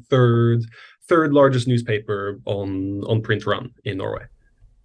And when you came down here, and I met you because we were both at the most recent Brookwood rally for the miners, but you told me that that newspaper is funded by the state. It's funded by tax dollars, and that's the way that all of the newspapers are funded there. And so, can you just talk to us about the way that the way that newspapers are run there, how they're funded, and maybe some more of that some of the reporting that y'all do at Klaskampen? Sure. Yeah, I'm very happy to. So in Norway, I mean, there's a lot of state spending going on to keep industries which are seen as desirable and hard to fund within a country of 5.5 million people going, which means a very large chunk of every newspaper gets their budget from the states. I mean, we're looking at, I think it's about, I guess, $50 million, I believe, which is in state subsidies to newspapers for a country of 5 million people, which does a lot to keep, I guess, the media landscape alive. I think you would have one or two of the biggest newspapers alive, but I think it would be very hard for us, for example, to stay alive without that funding. And I think it's very strictly, I mean, it's basically how many subscribers you have is how much funding you get. So there's a very, kind of regulated system. But that's, I think, true of a lot of, I mean, both arts, literature, I guess in this, workplace where it's hard to get funding, it's hard to make it as an artist, as a writer, as a journalist. So having that state's funding, I think, means that you can have a kind of disproportionately large, journalistic scene. It keeps newspapers such as ours alive. So I'm very grateful for that. And I guess and I think I think that is the importance of media. I think it is lost in this country. It seems to me, and like people just don't think that it's something that is really worthwhile, or they don't understand the importance of it. And they certainly don't think that the state should be funding it, because they think that if it's state funded, that means it's going to be state directed, and that you won't be able to get any actual reporting on government corruption or anything like that. Have y'all run into any issues with, disagreeing with maybe the official government line on something? Have there been any editorial issues that y'all have had with being mainly government funded? Well, I guess the government is a chunk of our funding, but I guess it's not exclusive. But I think because, to be honest, and I think here's to the credit of Norwegian states, given that it's very strictly regulated how this funding is given, it's not, I think it's a fear that it could become politicized in the future, but it's certainly, we run a lot of stories that are, certainly not government friendly, and have certainly been very strong critics of the previous right-wing government, but also now the kind of lack of support for struggling people, given the kind of energy costs, kind of skyrocketing energy costs in Europe and in Norway. But I think because it's completely based on how many subscribers you have, unless they were to change the laws, there's kind of no way of using that to punish newspapers which are publishing things which are not towing the government line, so to speak. So I think it would be very concerning if they were to change how this is apportioned. But I think at the moment it's quite it works quite well. And I think we're an independent. A lot of the majority of newspapers in Norway are owned by essentially two large newspaper conglomerates, whereas we're independently owned partially, in fact, by the largest union in Norway. Owns about 30% of us, of our kind of stock, I guess, and then the rest is a kind of trust for the newspaper, and then some kind of private individuals who have shares. So I guess in that way we're also independent of. And I think that's almost more concerning, I think, would be the kind of lack of diversity in ownership of newspapers in Norway, which I think then translates into perhaps a lack of diversity within those kind of huge conglomerates. Right. Yeah, I would imagine so. I mean, that's something that, if you've read much of Chomsky, one of the things that he says, the way that propaganda functions is not necessarily that you pay somebody and they change their position, but you bring people up who have the same opinions as you, right? And so if you're, corporate media it's not that you're going to censor people who have these. You're just not going to hire people who are like anti-business, right? If you're a corporate media, you're not going to hire a socialist, right? It's just not even going to occur to you, much less, to censor people who have that opinion on your network. You're just not going to bring them on your network, right? Yeah, and I think that's certainly the case. I mean, we've definitely run a lot of kind of labor stories, which it has been kind of shocking that no one else has touched. Or, I mean, for example, just to talk about one example of that. I mean, I'm on the international desk, which means, I'm less involved in the kind of day-to-day Norwegian labor coverage. But I mean, some of my colleagues, for example, spent the last year reporting on the delivery driving industry in Norway, which is rife with frankly, just with people breaking the law, with people underpaying, writing illegal contracts, and for these kind of subcontracting kind of companies for large delivery services. And here it's an industry which in Norway, because we're not in the EU, but we're part of the kind of common part of the Schengen, which means you can have free travel and free work. And it's an industry in which you have a lot of immigrants working who don't speak Norwegian, very often don't know what the contracts they're signing onto are, what it says, but also might not know what Norwegian labor laws look like, quite reasonably.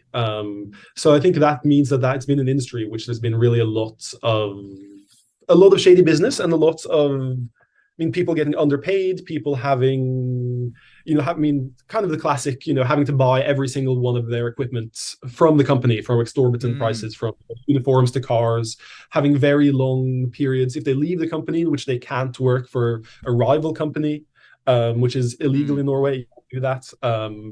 And I think that's been very satisfying because it's also led, now there are discussions in Parliament about how to regulate this industry. We've also seen some of the bigger kind of companies here actually hiring some of these workers on fixed contracts rather than on temporary contracts via kind of subcontracting companies. So I think that's been one area where I think a lot of Norwegians were frankly quite naive about what this industry looked like. And I think that's really one of the big labor issues in Norway is these industries where there's very low unionization rates and a lot of workers who are neither familiar with the Norwegian labor laws or have necessarily the kind of language skills needed. So I think that's an area in which there is a lot of room for reaching out and creating tools and platforms and knowledge sharing to bring knowledge about how do you form a union, what are Norwegian labor laws like. Yeah, and that's something that we're facing here in America on two fronts, and both of those fronts in that story that you mentioned, the kind of Uberification of so many different trades, turning real good paying union jobs in some cases like taxi drivers into intermittent low paying gig work like Uber, right? I mean, taxi drivers in New York City could make real money, and medallions at one point were worth like $1 million because that was a real job. And now Uber has come in and destroyed these people's livelihoods and put people on just total dead end, low paying, high paced work, and then also on the other, the exploiting of immigrants. We see that in multiple ways here in this country as well, and one of the ways that has been brought to the forefront with this Twitter stuff is the H-1B visa. Because we saw when Elon put out there was an email that went out telling folks, that, you've got to be like hardcore or whatever, long nights and long hours and many days and stuff. And so if you don't reply that you're willing to be hardcore by 5 p.m., then you're going to be fired. And it was pointed out that a lot of Twitter's engineers are immigrants, right? They're immigrants and they're here on H-1B visas, and H-1B visas are tied to your employment and not even tied to you having a job, but tied to your employer. Your employer sponsors you as an H-1B visa immigrant. And so if you lose your employer, you're gone. You're deported. Yeah. And so, the immigrants that are here working for Twitter don't have the freedom to say, no, that's insane. I don't want, I want a job and I'm willing to work, but I'm not willing to sleep in my damn office. Like, what, I'm not willing to do that. They don't have the option to do that. Otherwise, they'll be deported, right? And then on the other side, with undocumented immigrants, they don't have anything so formal as that as an employer sponsor, but certainly being undocumented, you can be deported legally anytime. And so anytime, you get too uppity, your boss can report you to ICE and have you deported, so that other folks there, they don't get any ideas, and they're not as familiar, obviously, with labor law in America, which ostensibly offers some protection. It's just difficult to enforce, but, kind of like those folks over in Norway. So that's, it's interesting how, even though, and I want you to talk about some of the differences, like, even though I think that there are a lot of ways that Norwegian labor has been able to make more gains and secure their fortress, so to speak, more than American unions have, they're still having some similar problems over there. Yeah, definitely. And just on the kind of Uberification, I mean, one really big win, I think, in Norway has been a couple of months ago. One of the kind of equivalent kind of food delivery, kind of Uber apps, actually unionized after several days of the kind of bicycle delivery drivers in, I guess, kind of Uber Eats equivalent, actually unionized, and suddenly got both a kind of pay rise, but also actually meant that the company would pay for their equipment, their bikes, and the kind of clothes which you need, which is a non-trivial expense when you're cycling around Oslo in the middle of the winter. And after several weeks of hundreds of them being on strike, and with kind of assistance from the kind of national kind of centralized union in Norway, they were able to unionize. So that was a big win, and kind of the first of that kind of industry in Norway, which was able to create a union, and unsurprisingly, led to much better working conditions for the cycle deliverists. Yeah, no doubt. And so let's talk about some of the common working conditions in Norway and what the general labor scene is like. I know that you're not, the labor reporter there, but I think that you've got, kind of a general idea of stuff over there. So just kind of tell us, to the extent that you can, what the labor scene is like over there, what working conditions are like, and how union membership works, stuff like that. Sure. So I guess we're looking at a country with, I think, 50% of the workforce is unionized. It's slightly lower than some other Scandinavian countries, but that's also because in, say, Sweden or Finland, the unions are in charge of your unemployment check, which means you kind of have a further incentive to join a union. Whereas in Norway, that's organized by the state. But I think that makes it the country with the highest percentage of unionization, which doesn't have unemployment checks organized by your union, I believe. And then I think one massive difference is that there's a lot of sectoral bargaining, a lot of sectoral agreements. So, for example, I'm in the kind of Norwegian Union of Journalists, and every 4 years they meet with the kind of Norwegian journalists, the kind of companies, an association of the companies, and then kind of create a standard across the whole sector, which will then be a kind of baseline for all newspapers to follow. And then in the local newspapers, there will then also be discussions for any further changes or specific needs or further, greater benefits on top of that baseline. But I think that means that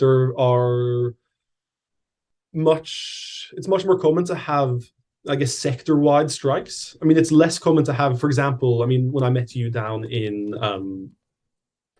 Brookwood at the UMWA strikes there. They've been, there's one company's workers on strike. Whereas, in Norway, it's much more common for a whole sector to go out on strike, because you have a kind of norm of big sectoral agreements. And I think another big difference is that there's the unions are mostly organized into essentially two very large organizations, which are kind of associations of different unions for different sectors, which means that there's a lot of collaboration. For example, I mean, my union is part of LO, which is basically the Landsorganisation. It's kind of it's called like kind of the national union, is kind of what it translates to, which then involves everyone from journalists to I think the kind of one coal mining workers are in there, but also, I mean, hospital workers, some people who work employed by the government, which means that if one sector goes on strike, it's also not uncommon for the national union to then pull out people in other sectors as well. So I remember I was working in a school at one point a couple of years ago, and then just as like an assistant teacher, and then I was pulled out on strike because the hospital, the nurses were going on strike. And I think that means that you can have, I mean, I know that's illegal in this country if I'm not mistaken, and I think that's something which gives a lot of, means you can really shut down a lot if need be. If and when these kind of national level sectoral bargaining fails. Right. And I think that is there's a reason that bosses wanted to get that in the law as soon as possible. Like immediately after the NLRA passed, the National Labor Relations Act, that was one of the things that they were gunning for, to put that in the Taft-Hartley bill that passed a few years later, was a ban on secondary strikes. Because if you can start to shut down entire industries, affect other bosses, that puts a lot of power in the workers' hands, or that recognizes the power that is in their hands rather than trying to take it away from them, right? Yeah. Well, I think two other differences I'd just like to highlight quickly, if that's all right, is both sorry, I just completely lost my train of thought here real quick, but let me see if this comes back to me. Two other differences between U.S. and the Norwegian one labor scene. One is that you're not allowed to hire replacement workers. This was kind of a crazy thing to me when I was in Brookwood, because we went up to we marched along, blocked the road up to one of the mines when I was there with you, and then there were just kind of scabs and other workers just keeping the mine going, admittedly at a lower capacity, but you can't do that in Norway. If the workers go on strike, you aren't allowed to have your employees fulfill their tasks. In some cases, like bosses will do that. Like, for example, in the hotel industry, it's quite common that if the hotel workers go on strike, in praxis, that means that the people running the hotel will attempt to do the kind of cleaning work and to kind of keep things ticking over. But in theory, you're neither allowed to hire nor have people fulfill those tasks while the strike is ongoing, which I think means you can't have the type of situation which is tragically unfolding in Brookwood, in which the mines are still open despite 600 days of, or almost 600 days of an ongoing strike. David in the chat was wondering about if sectoral bargaining in Norway creates complacency among workers and less militancy. And I think from our conversations on and off the air, it would seem like no. But what is your thought about the effect that sectoral bargaining has on the rank and file? I think yes, in some ways. Like, I think when I come to the US, I'm always struck by the kind of militancy among kind of grassroots organizers and labor movements in the US.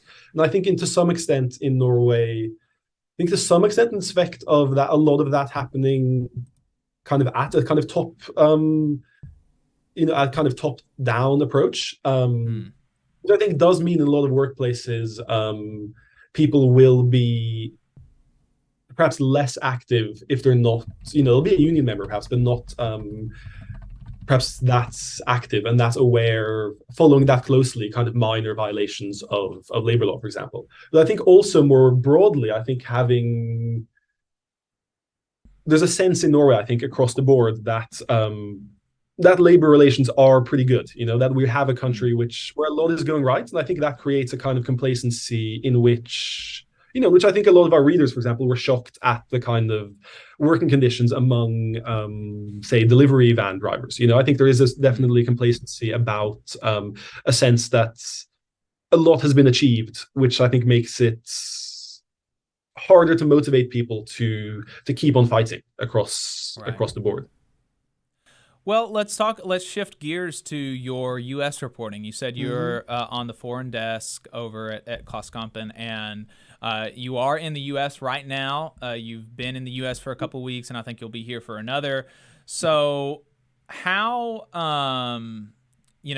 what are the things that you've been reporting on, and is there anything that, what have you been surprised by or had, assumptions confirmed by, just talk to us about your general impression of what's going on here, some of the stories that you've been reporting on. Sure. So I guess I came here a week before the midterms, and I had a week kind of doing a bit of kind of midterm stuff. I wrote a piece on the Fetterman campaign up in Pennsylvania. And one piece kind of generally about the state of progressive politics among, I guess, at a kind of congressional level going into the midterms. And then came down to Alabama, where I had the one piece where I met you, writing on the ongoing strike at UMWA, which I think was both a piece which I think really resonated with readers. I got I think it came out yesterday, and I think I got a lot of emails, a lot of people really, struck and surprised both at the nature of the strike, but also the things which are going on in the background. Like them getting at one point, a $13.3 million fine. Even if it's reduced, the fact that at one point it seemed plausible that they would have to pay for the company's lost profits. That just seems batshit crazy to me and to some of our readers. Like even the fact that was plausible, even if thankfully that didn't happen, or being banned from picketing from picket lines for a couple of months. I think that was a story which I think it also resonates with our readers, who are lots of I think labor issues is a kind of bread and butter issues for us. And then I also wrote in Alabama one piece on the attempt at creating, or the ongoing Supreme Court case on gerrymandering, I guess trying to create a second majority black district, and I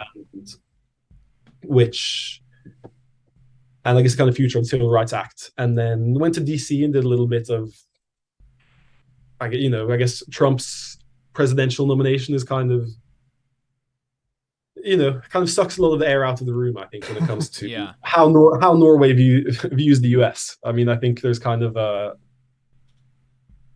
kind of fascination with that side of America, and kind of it's kind of hard to understand, I think, coming from Norway. Right. That's hard to understand for us too, and we're living through it. Yeah. Well, Mathias, is there anything else that you wanted to, that you wanted to share, you wanted to talk to us, talk about, or even ask us about? One thing actually that I would be interested, or because I was just so shocked by this NLRB decision to fine UMWA the $13.3 million, including the lost profits. And I never really is that something which you can legally be fined for in this country, like for the fact that you're on strike and your company, as a result of that, is of course making less money? Because that just seems like it would be kind of crippling for any, Jacob, you correct me if I'm wrong here, but my understanding is that it is not yet a practice. And the way I interpreted this was that Warrior Met was seeing how far they could push the boundary. My understanding is that there are some court cases, potentially even a Supreme Court case, that's going to be along the same lines, and it's going to possibly have some lasting impact on whether or not this becomes a standard practice in any strikes, because you're right. The whole point of the strike is to hit the profits, right? So if you have to then pay back the damage that you do. I mean, this is like you just cripple the whole point. Yeah, seems right. I mean, at that point, your legal right to strike has been such diminished to almost be a right only on paper. Right. Yeah.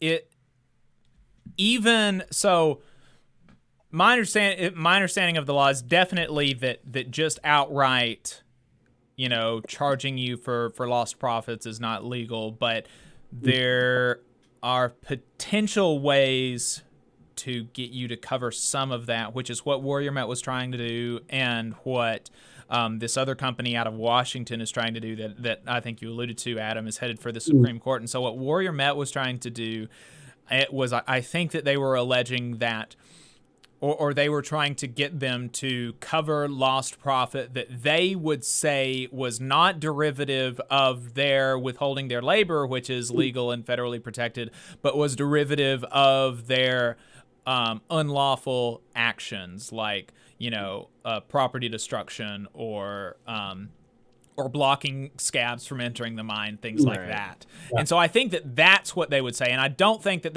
it's a practice even to fine unions for lost profits in those situations.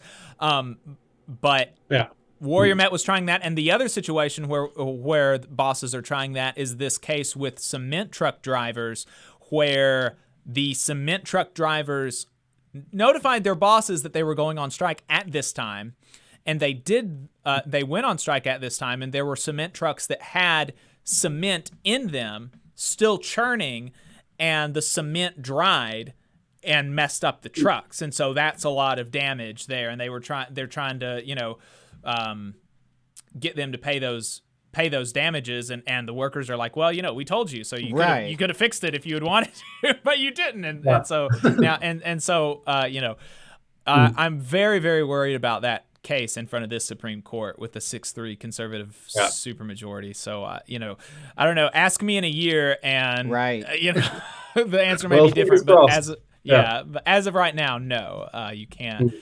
Unions don't have to pay for lost profits right now, anyway. But it definitely was a shocking proposal that it. And I agree with you. Like the fact that it even was taken seriously and not just immediately laughed out of the room is a red flag. That's not the good kind of red flag. It's not promising for the future, and we have a judiciary that is so dominated by the business class and by right-wing ideologues that it is not looking good on the legal front. And that's why I think the organizing that we've seen and the grassroots energy through the organizing has been really a little bit of hope because the legal framework is so against us as working class people, and because the legal framework is even under threat, as bad as it is, it's likely to get worse.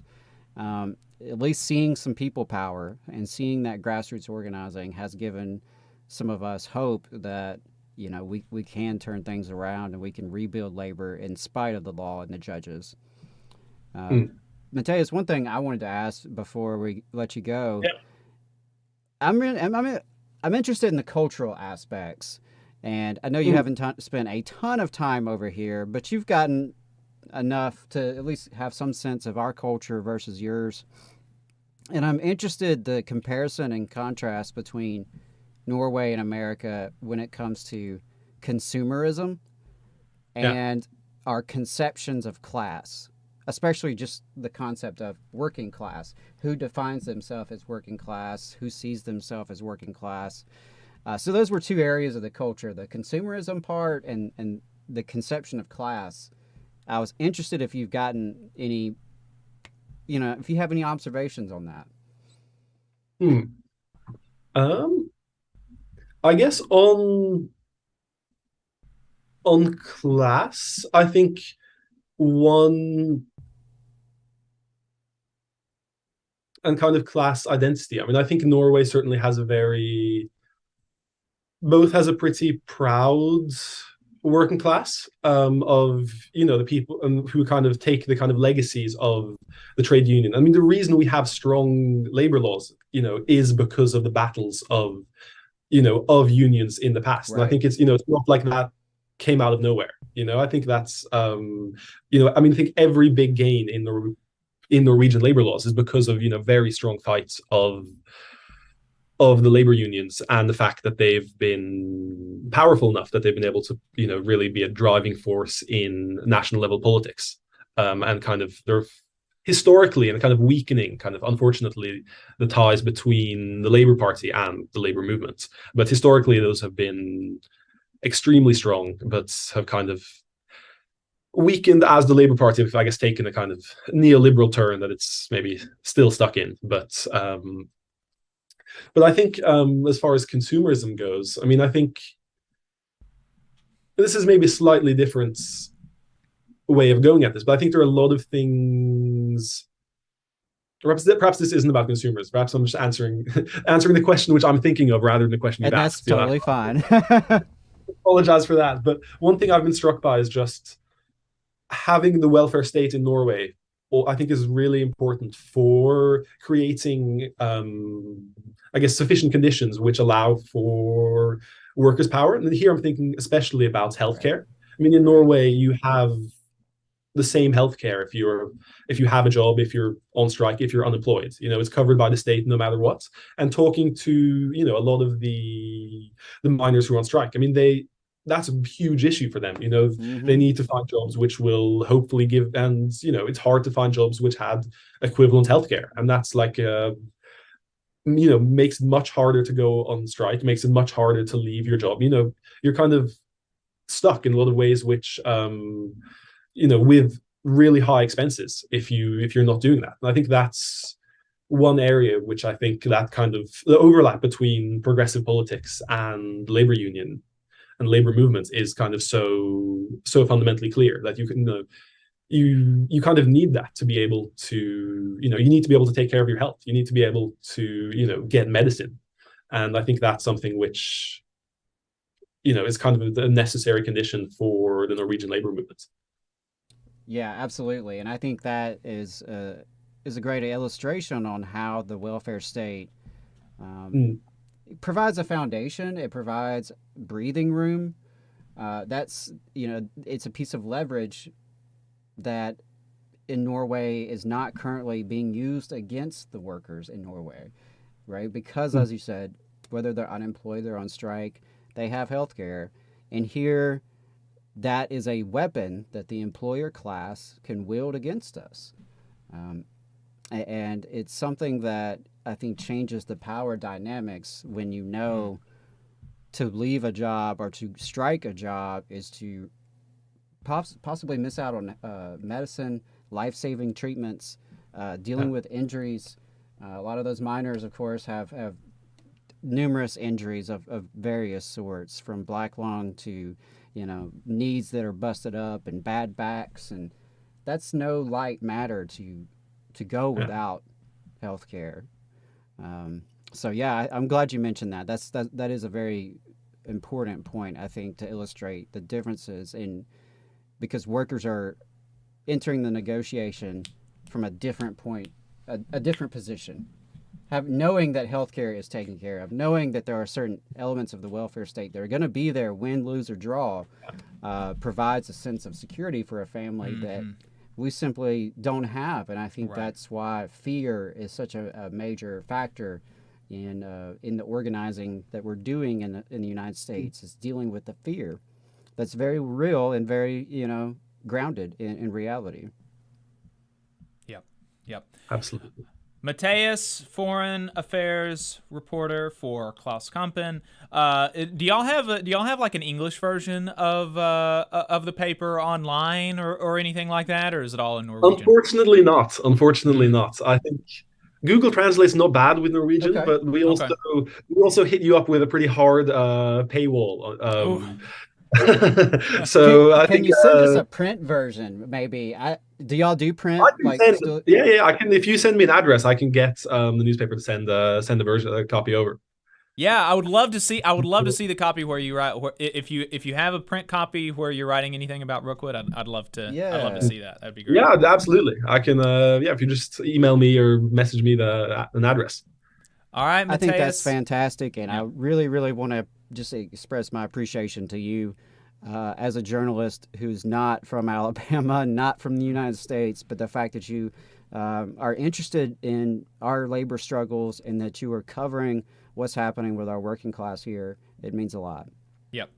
Well, I think there really is, and this is maybe a good note to end on, a lot of admiration and a lot of attention being paid to the American labor movements. I think in part because, you guys are fighting under really difficult conditions. It's not easy, but there is energy, there is momentum, or so it seems, at least from Norway, in the labor movements. I mean, things like obviously things like the Amazon union, that's gotten a lot of attention in Norway. I think there is a lot of solidarity and a lot of people, rooting for you guys and kind of following the American labor politics, I think, more closely than one might expect. That's fantastic. All right. Sounds great. Mathias, appreciate it. Appreciate you taking the time this morning. Let's keep in touch, all right? Absolutely. Well, it's been a pleasure. All right. Thank you. Talk later. All right. Thank you, guys. All right. Yeah, folks, and I think that that's going to be where we wrap up. Sound good to you, Adam? Yeah, I think so. Ending on a note of international solidarity. Yeah. I can dig it.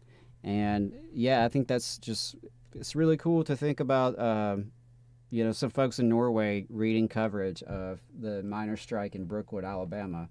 And we've got folks, some of our neighbors, having read about the Brookwood strike. I know, yeah. Some Democratic Party activists, according to David. I don't know who it was, and I don't really want to know. I don't guess. David, don't tell me. But David, did you know that Adam, that David said that there was a Democratic Party activist that was asking him how labor could support the Democrats or vice versa, and he said something about, y'all could support the miners in Brookwood or something like that. And they were like, oh, no, I didn't even know that was happening. It's like, what? Yeah. Oh, God. Not surprised. A lot of folks are not plugged in like they should be. I mean, we're biased. We're labor first people. But, y'all, the economy's pretty big deal in your life. And without workers, there is no economy. So it's worth paying attention to, and I want to thank everyone who's tuned in today and spent some time with us. Your time is valuable, and we appreciate that. We respect that, and really appreciate all the folks who've been chatting. Your participation, it makes the day go by better. It gives us something to feed off of, and your criticisms and suggestions and feedback is all very welcome and helpful. We're doing this because we believe that Southern working class people deserve our own independent media. So if you support that project, do whatever you can to help us out, whether it's continuing to chat and share our stuff on social media or chip in a couple bucks like some folks did today. It really means a lot. And I hope everyone has a fantastic Thanksgiving. Shout out to all the pilots and flight attendants and other airline workers who are organizing and fighting for fair contracts, or in the case of Delta flight attendants, fighting to get their union. So shout out to them and solidarity to them as they go through a very difficult holiday week, and look forward to speaking to everybody next week. See you then.